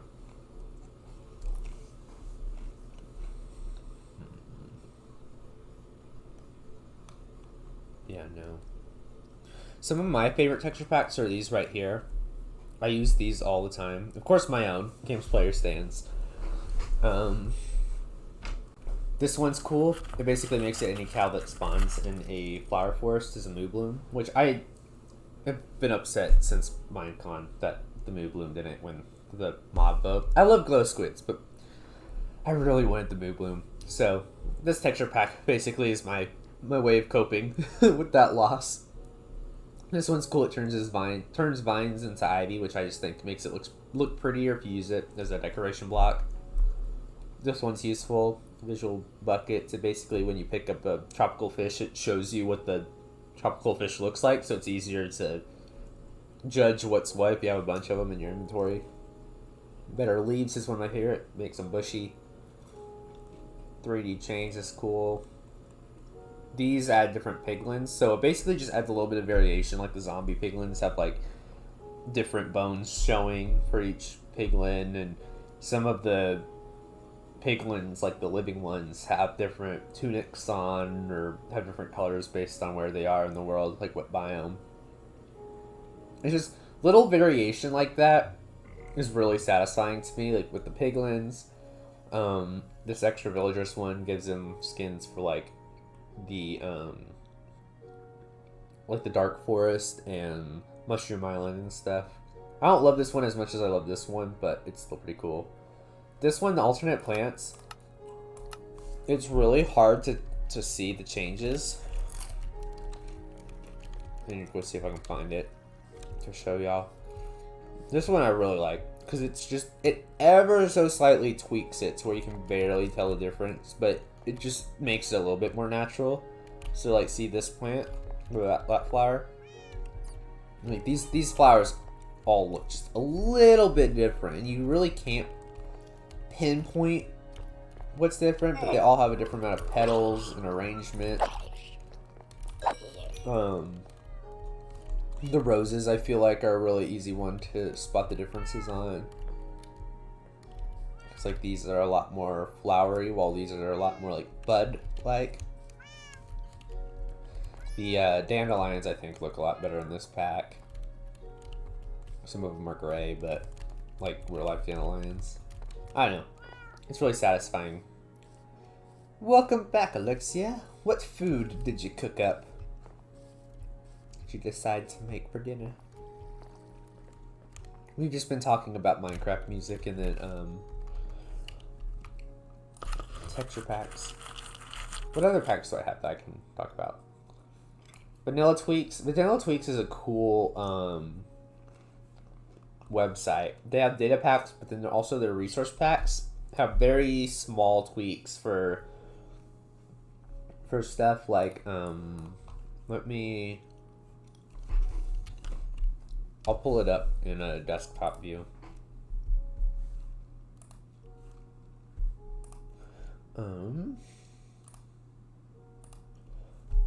Okay, so this is Vanilla Tweaks. You can basically choose a bunch of options to make your own pack, which is really cool. And there are little tweaks, like this one I have where it makes it to where the giant cherry in the center of the cake is just little cherries, which I think looks better. This one's helpful, different stems, because the stems look different look the same for pumpkins and melons usually, but I like it because it basically just colors them so you know which stem is which if there's not a pumpkin or a melon attached to it.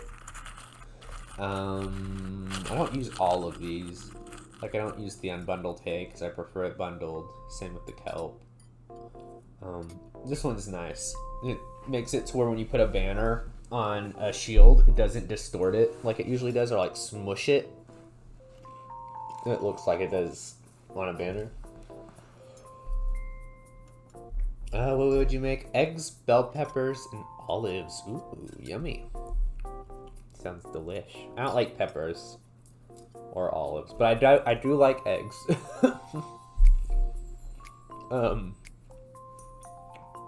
This one I like too. It's when you put out a fire, the ash goes away, so it makes it easier to build with. Bed icons I use. If you want the spyglass to be 2D for some reason, you can do that. Different wings for your elytras. This one also has bushy leaves. I just prefer the better leaves textures.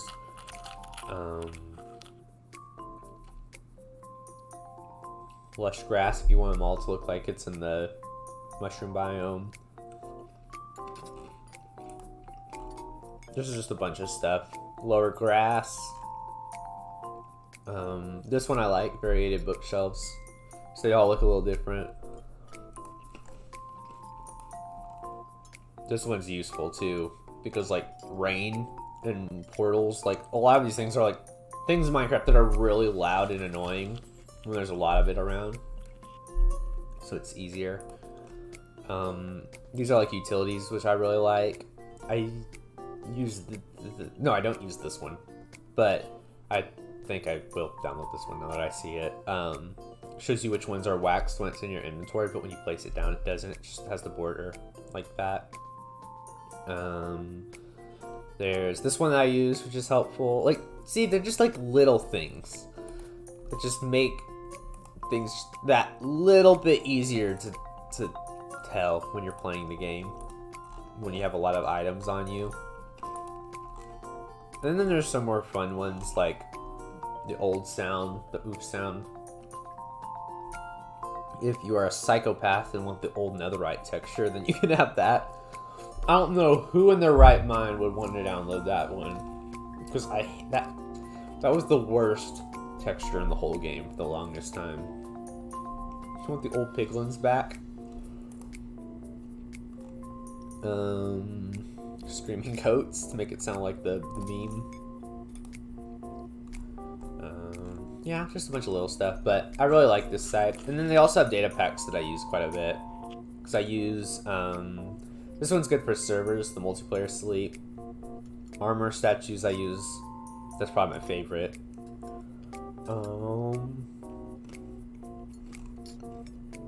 Player head drops I use. Armored elytra I don't use, but I probably should consider using it because it seems pretty good. Anti-Enderman grief I get, because Endermen are the most annoying mob when they grief things, because they would just leave blocks lying around. I don't know.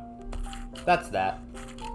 I went on a tangent. I had to find something to talk about while I was snacking away. But yeah.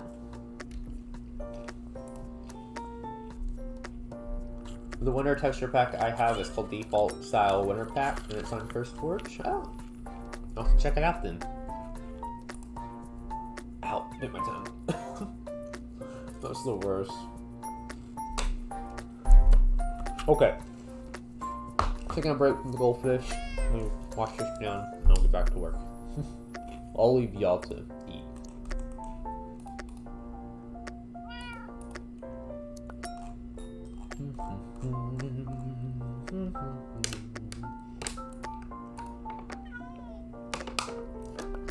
Okay. Back to work. The grind never stops. Thanks for hanging with me, you guys, though. This has been a really fun stream. Very chill. Very chatty. It's been really nice. Really made my day. Although, my day's been pretty short, because it's only just 1. It's almost 1. I'm hoping Cruz is having a good day, because he's starting at the intermediate school for the first time today, and he's really nervous. And this is like the first, he's always been, even though we've moved a couple times, he's always gone to the same elementary school. Wait, has he? Yeah, he has. So he's really nervous, and I'm hoping that it all turned out okay and that he found his way around. And then Campbell was starting sophomore year, so she already knows her way around the building. Yeah, I hope so too.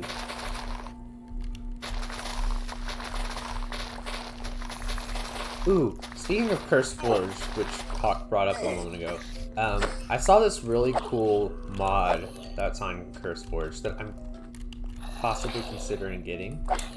It's a mod where you can hook it up to your Twitch chat, and when you're streaming, the Twitch chat appears in the Minecraft chat. Which sounds so convenient. Like if I needed to chat with y'all, it just appears in-game. Which I'm kind of considering trying out.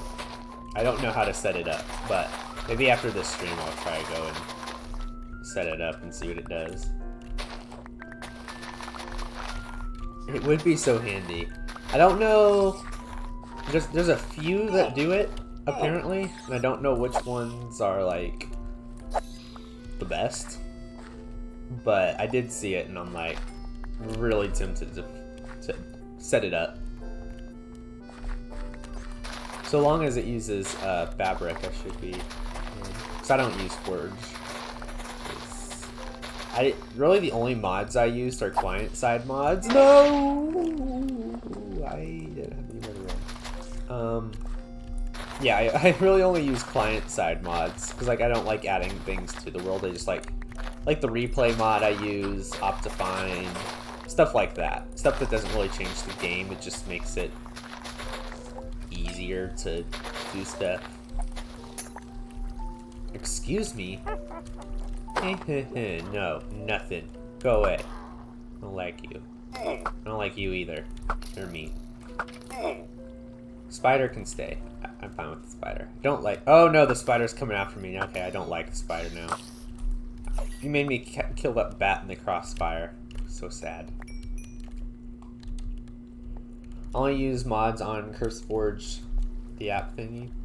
Yeah, I used to do more mods with like my role plays back in the day, but like,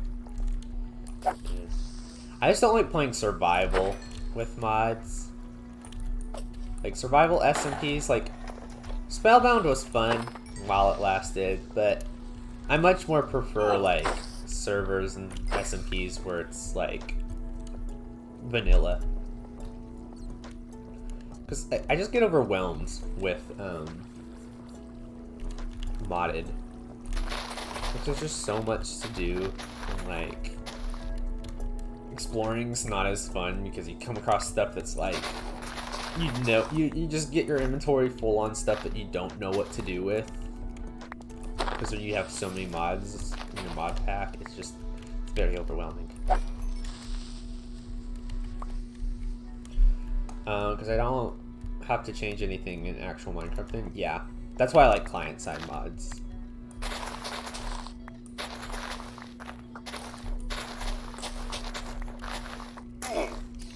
I'm also thinking about getting the emotes mod just for lols.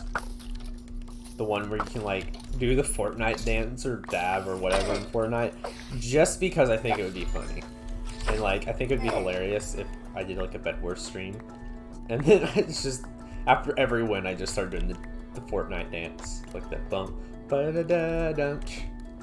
Ba-da-da-da-da-da-da. Ba-da-da-da-da. I think that'd be hilarious. I also really like the Origins mod right now because I can be tiny or huge, or I can fly at the same time. That one does look kind of fun because it really only changes you. It doesn't really add things to the world. It just changes how you interact with the world. It feels a lot more like a data pack, which I like. Whatever happened to that SMP, by the way? Origins SMP, like the one with Wilbur and all of them. They just quit, focus on Dream SMP more. I didn't watch a whole lot of that. I did watch, really the only person I really watched with like their playthrough on that server was Nikki's, when she was the fish. Because Nikki is cool. Like if I had a comfort streamer, my comfort streamer would either be Nikki or Gracie. Either 𝗧𝗛𝗓𝗏 or Gracie. There's a lot of add-ons for the Origins mod too. One which feels like medieval themes Origins, and one that's Dragon one that I really like. Interesting.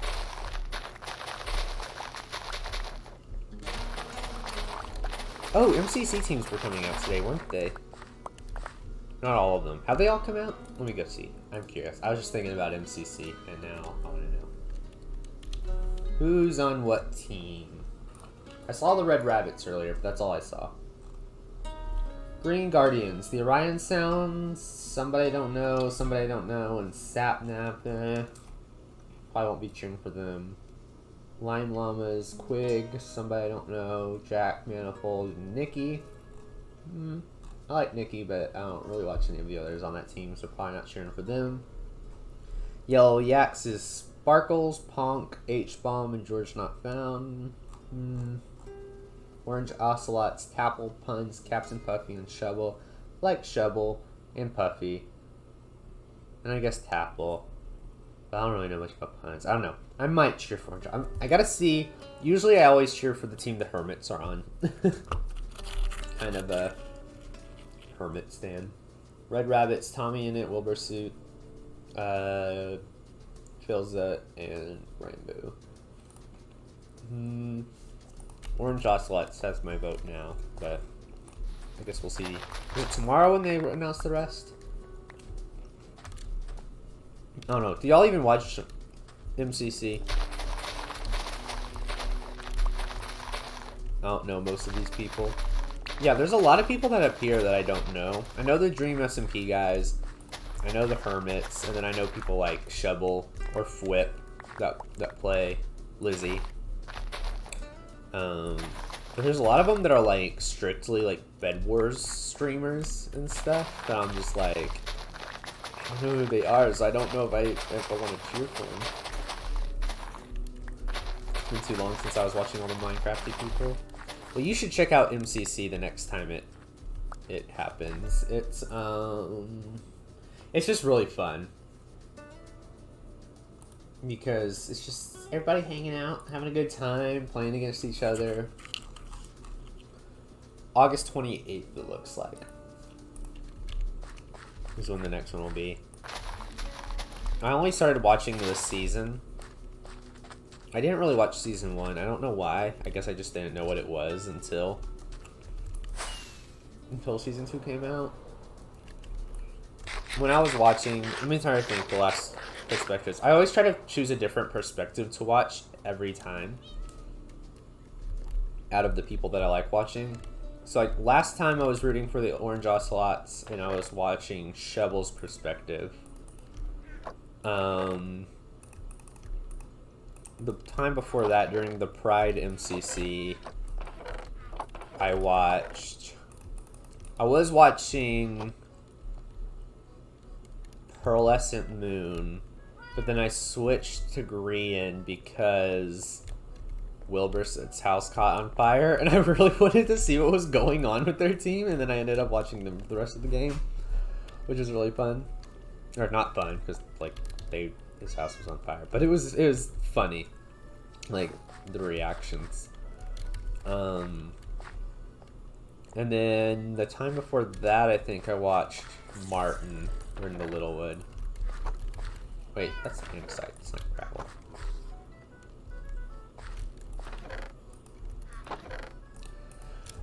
It would be fun if you would go on the PotatoSnail server if you're streaming Minecats and you have nothing left to do in Minecats or something, because then there might be a few people who would play too and we could do something fun together. I probably won't right now. Tomorrow though, I'm planning on streaming again, and I'll probably do a PotatoSnail stream tomorrow. I don't typically like to change up what I'm doing during the stream unless it's just for a second, like the other day when I was checking my Minecat stats. So I like to focus on one task and stick to it. But I will do that tomorrow for tomorrow's stream. I'm thinking I'll stream tomorrow. I want to stream maybe Monday next week, and then that'll be probably my last stream before college. And then I don't know how things are gonna go once I get to college, because I'm not sure what the connection's like the internet connection, how well I'll be able to stream. I don't know, you know, when my roommate will want me to stream or not, because like obviously I don't want to disturb him. So I will see what the deal is in college. Probably report back on Discord if anything. And then I'll go from there to see what the plan is for future streams. Like I said, I need to make an update video, but I'll probably be putting a hiatus on Minecat's episodes, and just maybe forever. I might just stop doing Minecat's episodes and focus on streaming Minecats and telling the story through the builds instead of doing the cinematic roleplay stuff, because that takes a lot of time to put together. And once I get to college, I just won't have that time, because I'll be focused on studying and extracurriculars and everything like that. Doing the real person thing. I'll actually be going outside and touching some grass, so I will, we'll see what it's like.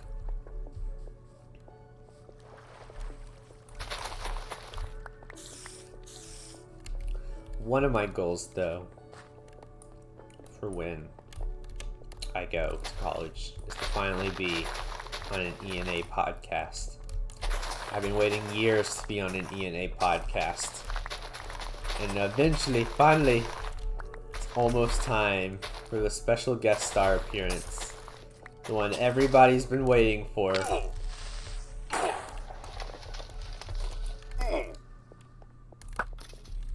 Actually, I don't think anybody's been waiting for. Maybe 𝗧𝗛𝗓𝗏, an artist. But like, I'm like the one person on your server, or like out of our group, 𝗧𝗛𝗓𝗏, that hasn't been on the podcast, except for maybe 𝗧𝗏𝗓𝗏. Because 𝗧𝗏𝗓𝗏 hasn't been on a podcast, but like, has Dylan been on a podcast? After all this time, we shall finally have the E and A and C podcast. Yes! The world will never be the same. It's the greatest crossover event of all time. He's been on many podcasts. Okay, so yeah, me and 𝗧𝗏𝗓𝗏 are the only two that haven't been on a podcast.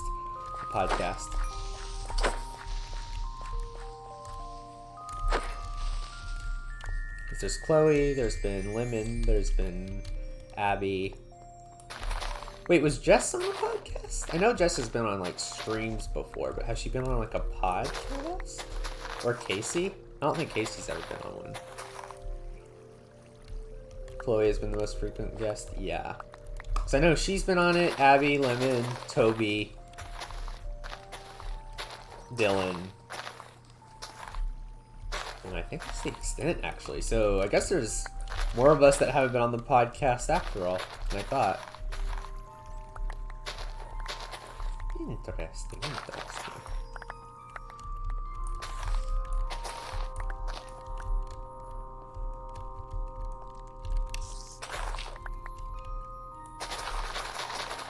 Casey and Jess have been on a call in events that might have been streams, but I don't know if it was a podcast. Yeah, I remember specifically Jess. I don't know don't know if I've ever even heard Casey's voice. But I know Jess has been on streams and stuff before. I just didn't know if it was a podcast stream.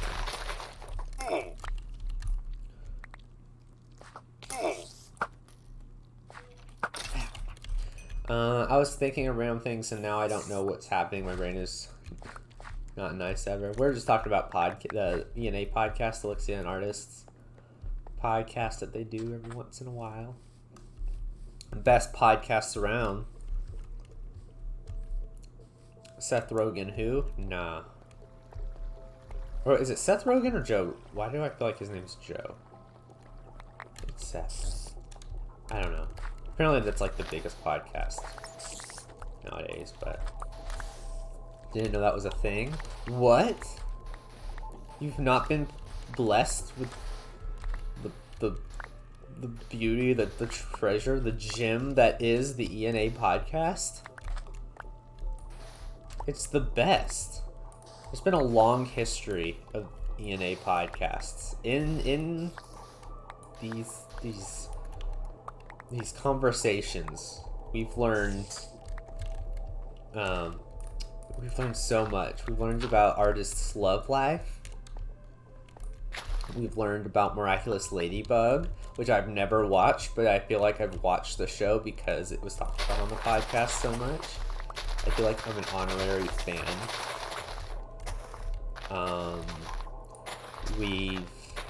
What else have y'all discussed? Yeah, it's not boring. I like it. But then again, I guess it's also just the same as like y'all's normal live streams. But hey, it's got the podcast title on it. So that means it's legit. It's professional. Come on, kill him. I want a music disc. No! Music disc! The miraculous days were fun. I remember y'all did a mini podcast specifically to talk about Miraculous Ladybug. And I was like, wow. I've never consumed this much Miraculous Ladybug content in my life.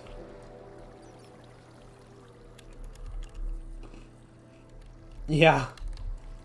Y'all do the exact same on each channel.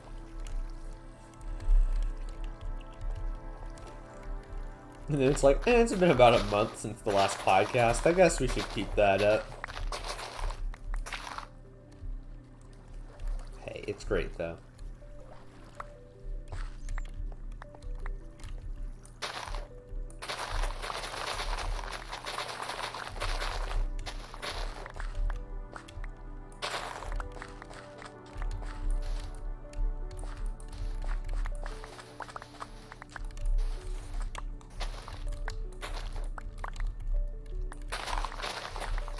So much grass down here.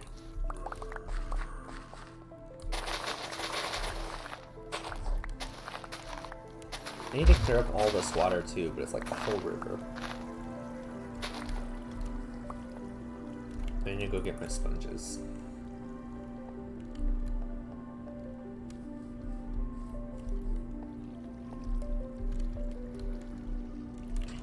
Can I make it from like parkour across these? Oh, okay. Okay. Oh, failed it. Okay, whatever.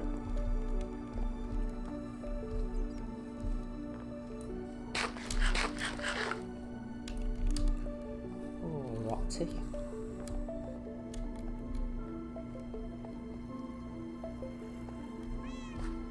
Probably not gonna go for too much longer. I was thinking, but now I'm starting to get tired. So we'll probably try to start sponging this up. And then we'll probably end when I rage quit eventually, because I know it's about to happen. Sponges make me rage quit.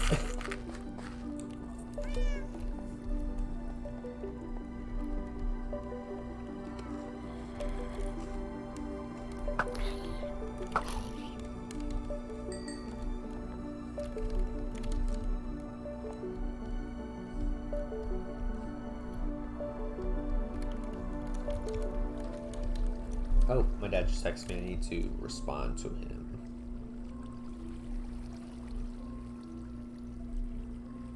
Did that send?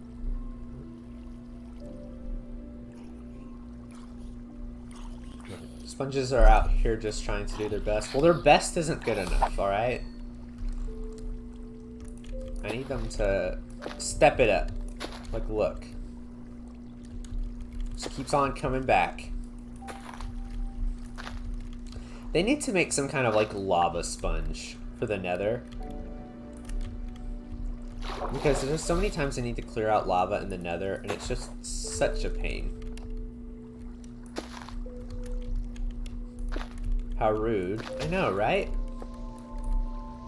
We are talking about the sponges, right? They need to make that in real life. A lava sponge? If they could make a real life sponge like this, that would be amazing. Like, that sucks up large areas of water.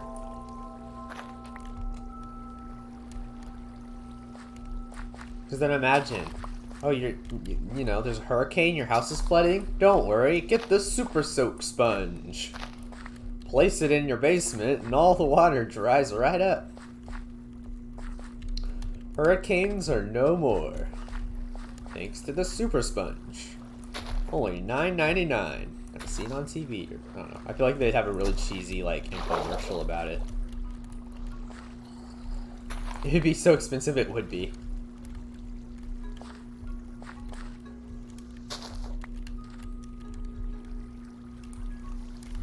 But imagine, you know, why did humanity spend so long making weapons, you know, flamethrowers, like atomic missiles, like all of these deadly things, when really, if we just got all of the greatest minds together, the Manhattan Project could have been the project, not to create nuclear weapons, but to create the super sponge.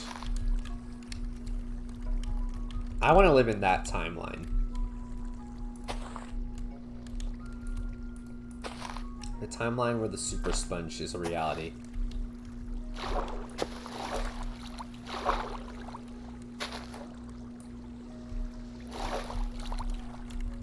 I'm sure it's possible. If they can create missiles that can blow up entire planets, surely they can make a super sponge. Exactly. You know,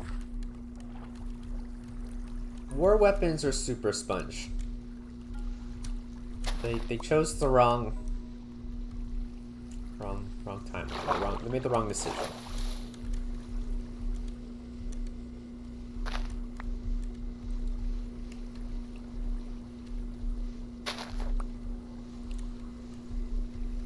SpongeBob would have ended up becoming a superhero cartoon because everybody would admire the super sponge.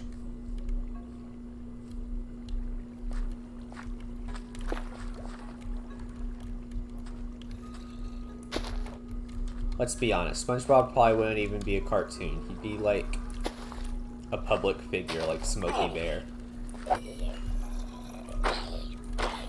Let's just think about all the things that would happen in this alternate universe where we have super sponges. It's just like this one invention completely changes human history.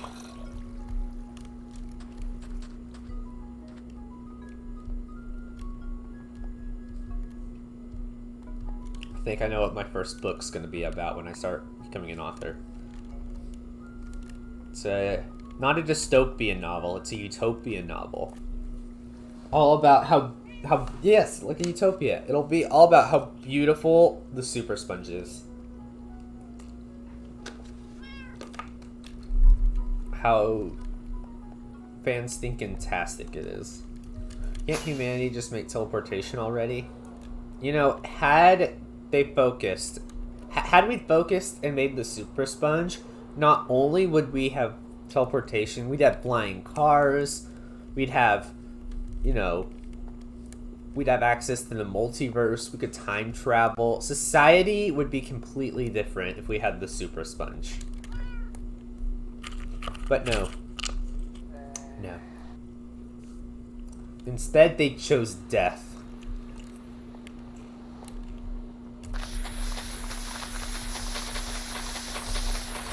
Teleportation would be stinking awesome, though. Like, late for work? Don't worry.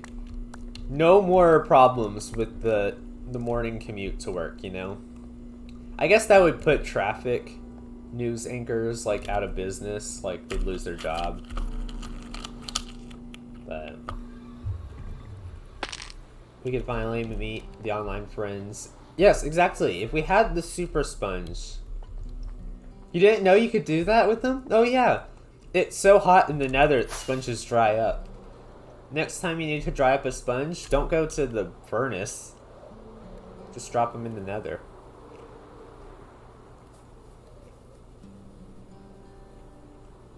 Once I figured out that trick, I never went to the... Never put them in the furnace again.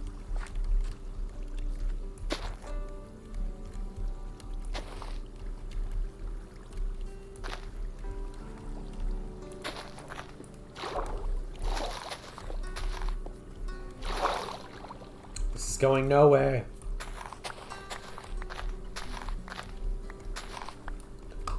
I will never need to do that either way. I have not once used a sponge and probably won't ever use one. I only use...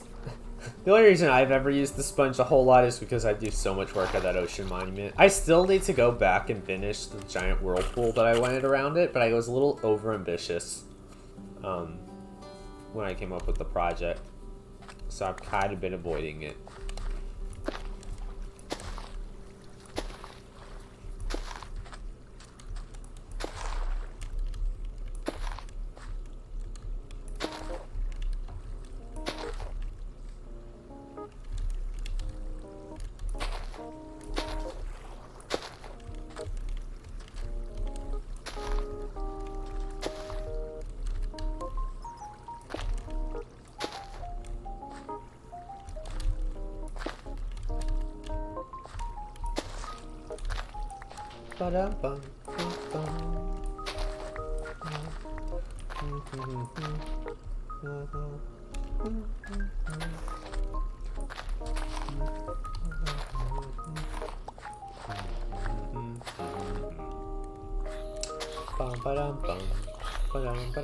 I went crazy on Genshin Impact today with one of my friends. What do you mean by go crazy? How crazy were you? We've gone crazy there before, but it was the worst. It was worse last time. We burnt the grass. Not the grass! How could you? And we climbed over statues. Heathens.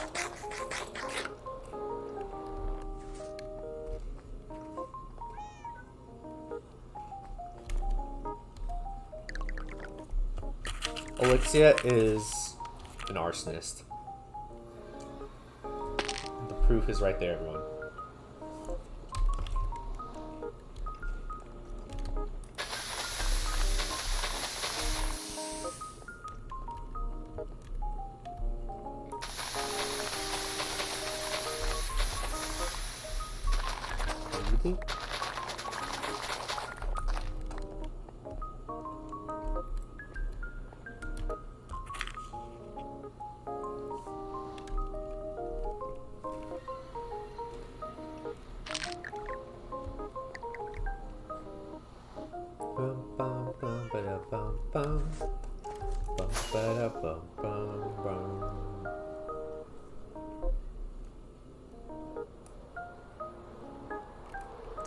You know what? We should check on our axolotls before I get back to work.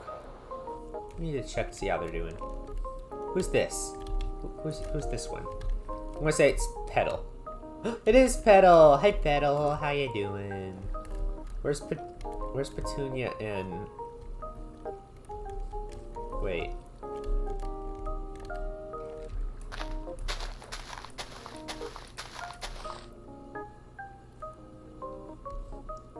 Petal, where are the others?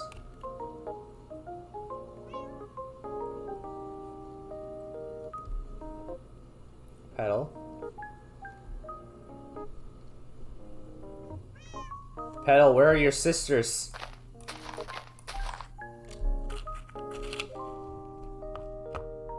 They wouldn't have despawned. Do they jump out of the water? What?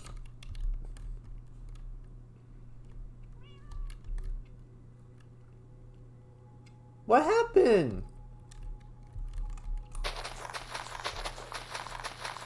Are they just not rendering? Excuse me?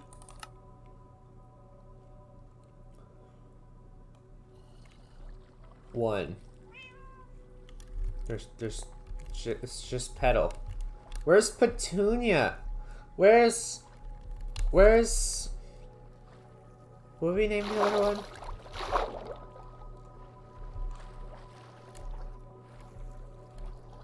Where are your sisters?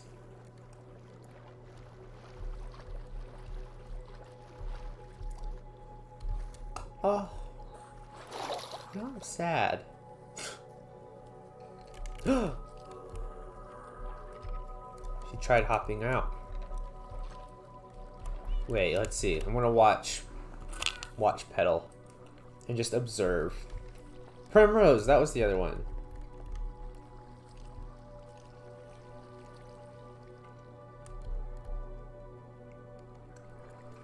We're just gonna watch and see what might have happened.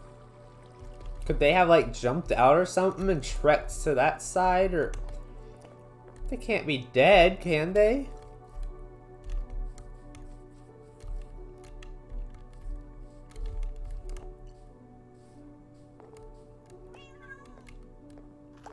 Do axolotls get attacked by anything?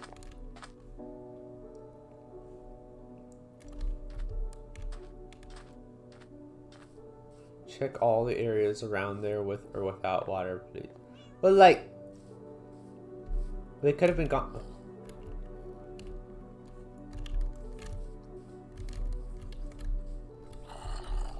Petal, where are they?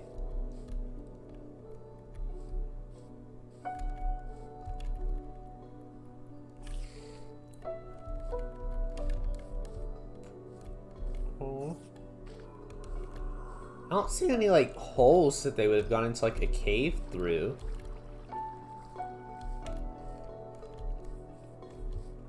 They don't get attacked by like zombies or anything, do they?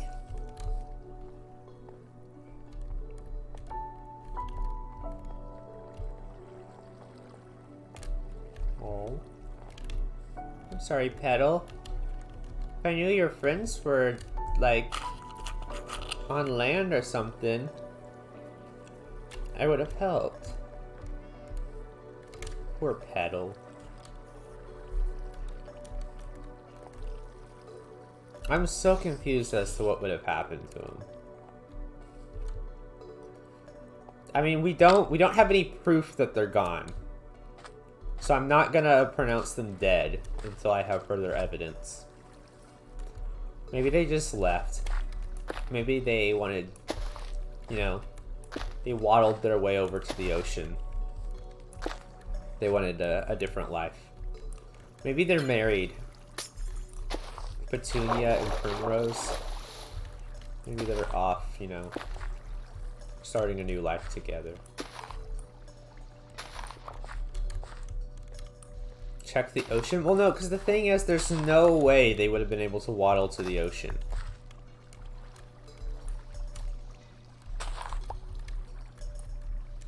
They would have dried up by then.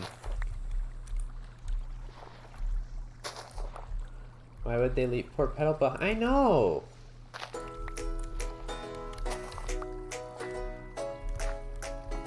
This music is too happy. I can't.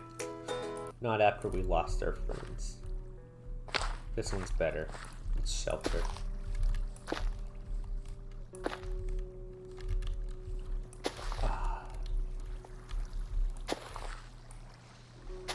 Okay, I'll check the ocean. Let me just finish using these sponges.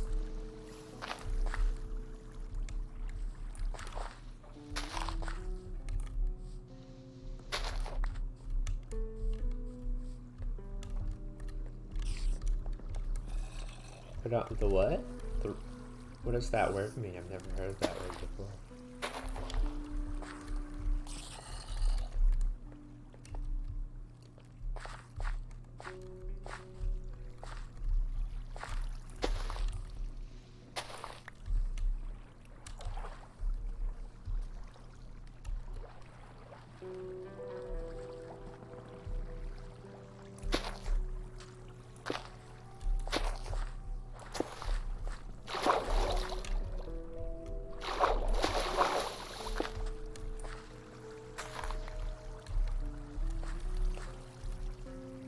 The song for the souls of the dead? Oh. Well, they're not dead, remember? We have no evidence. So we've ought to pursue... We have to... They gotta be alive. They just gotta. We don't have any body. We haven't recovered a body. So...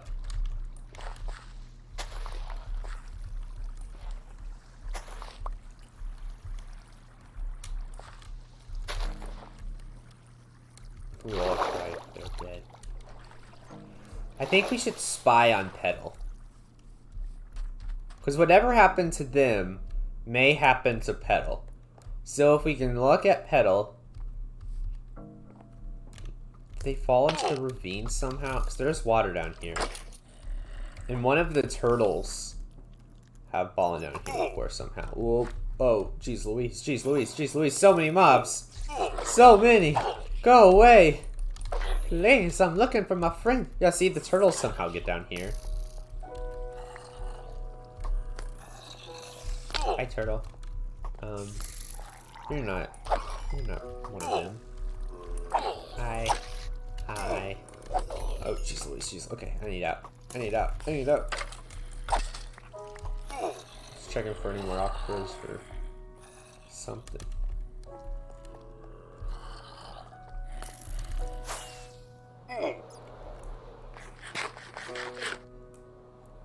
Okay, we'll do a little flyby of the ocean.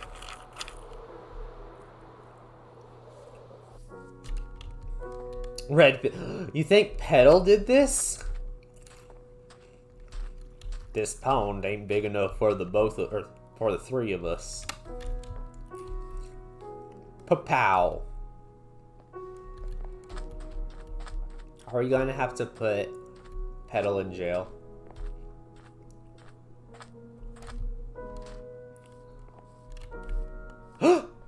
Petal, no!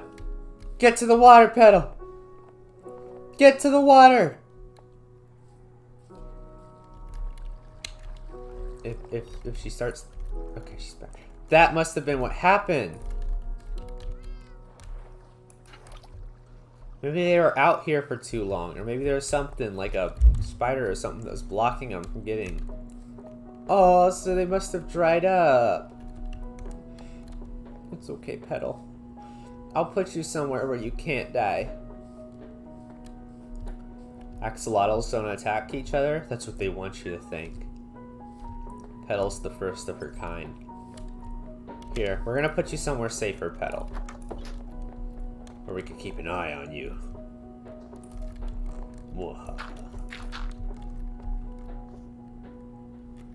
They died from air. I didn't think it was possible, but it is. Wait, do they need some oxygen to survive? Okay, I think they need at least a little oxygen. If I know my axolotls correctly. So we'll do a half full tank. You get to hang with no, get it. Yes, thank you. No, Petal. You little stinker. Exactly. Do your research before adopting kids. Don't be like me. Why is this not picking up? Here, Petal, stay there.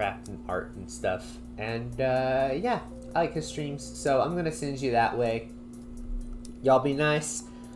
Give him some love. Say that Camden sent y'all, although he has no clue who I am. And yeah, so thank y'all once again for everything. I hope y'all have a fantastic rest of the day. I'll be back tomorrow to stream on the PotatoSnailRabbitBeans server. But until then, I will see you guys all in the next one.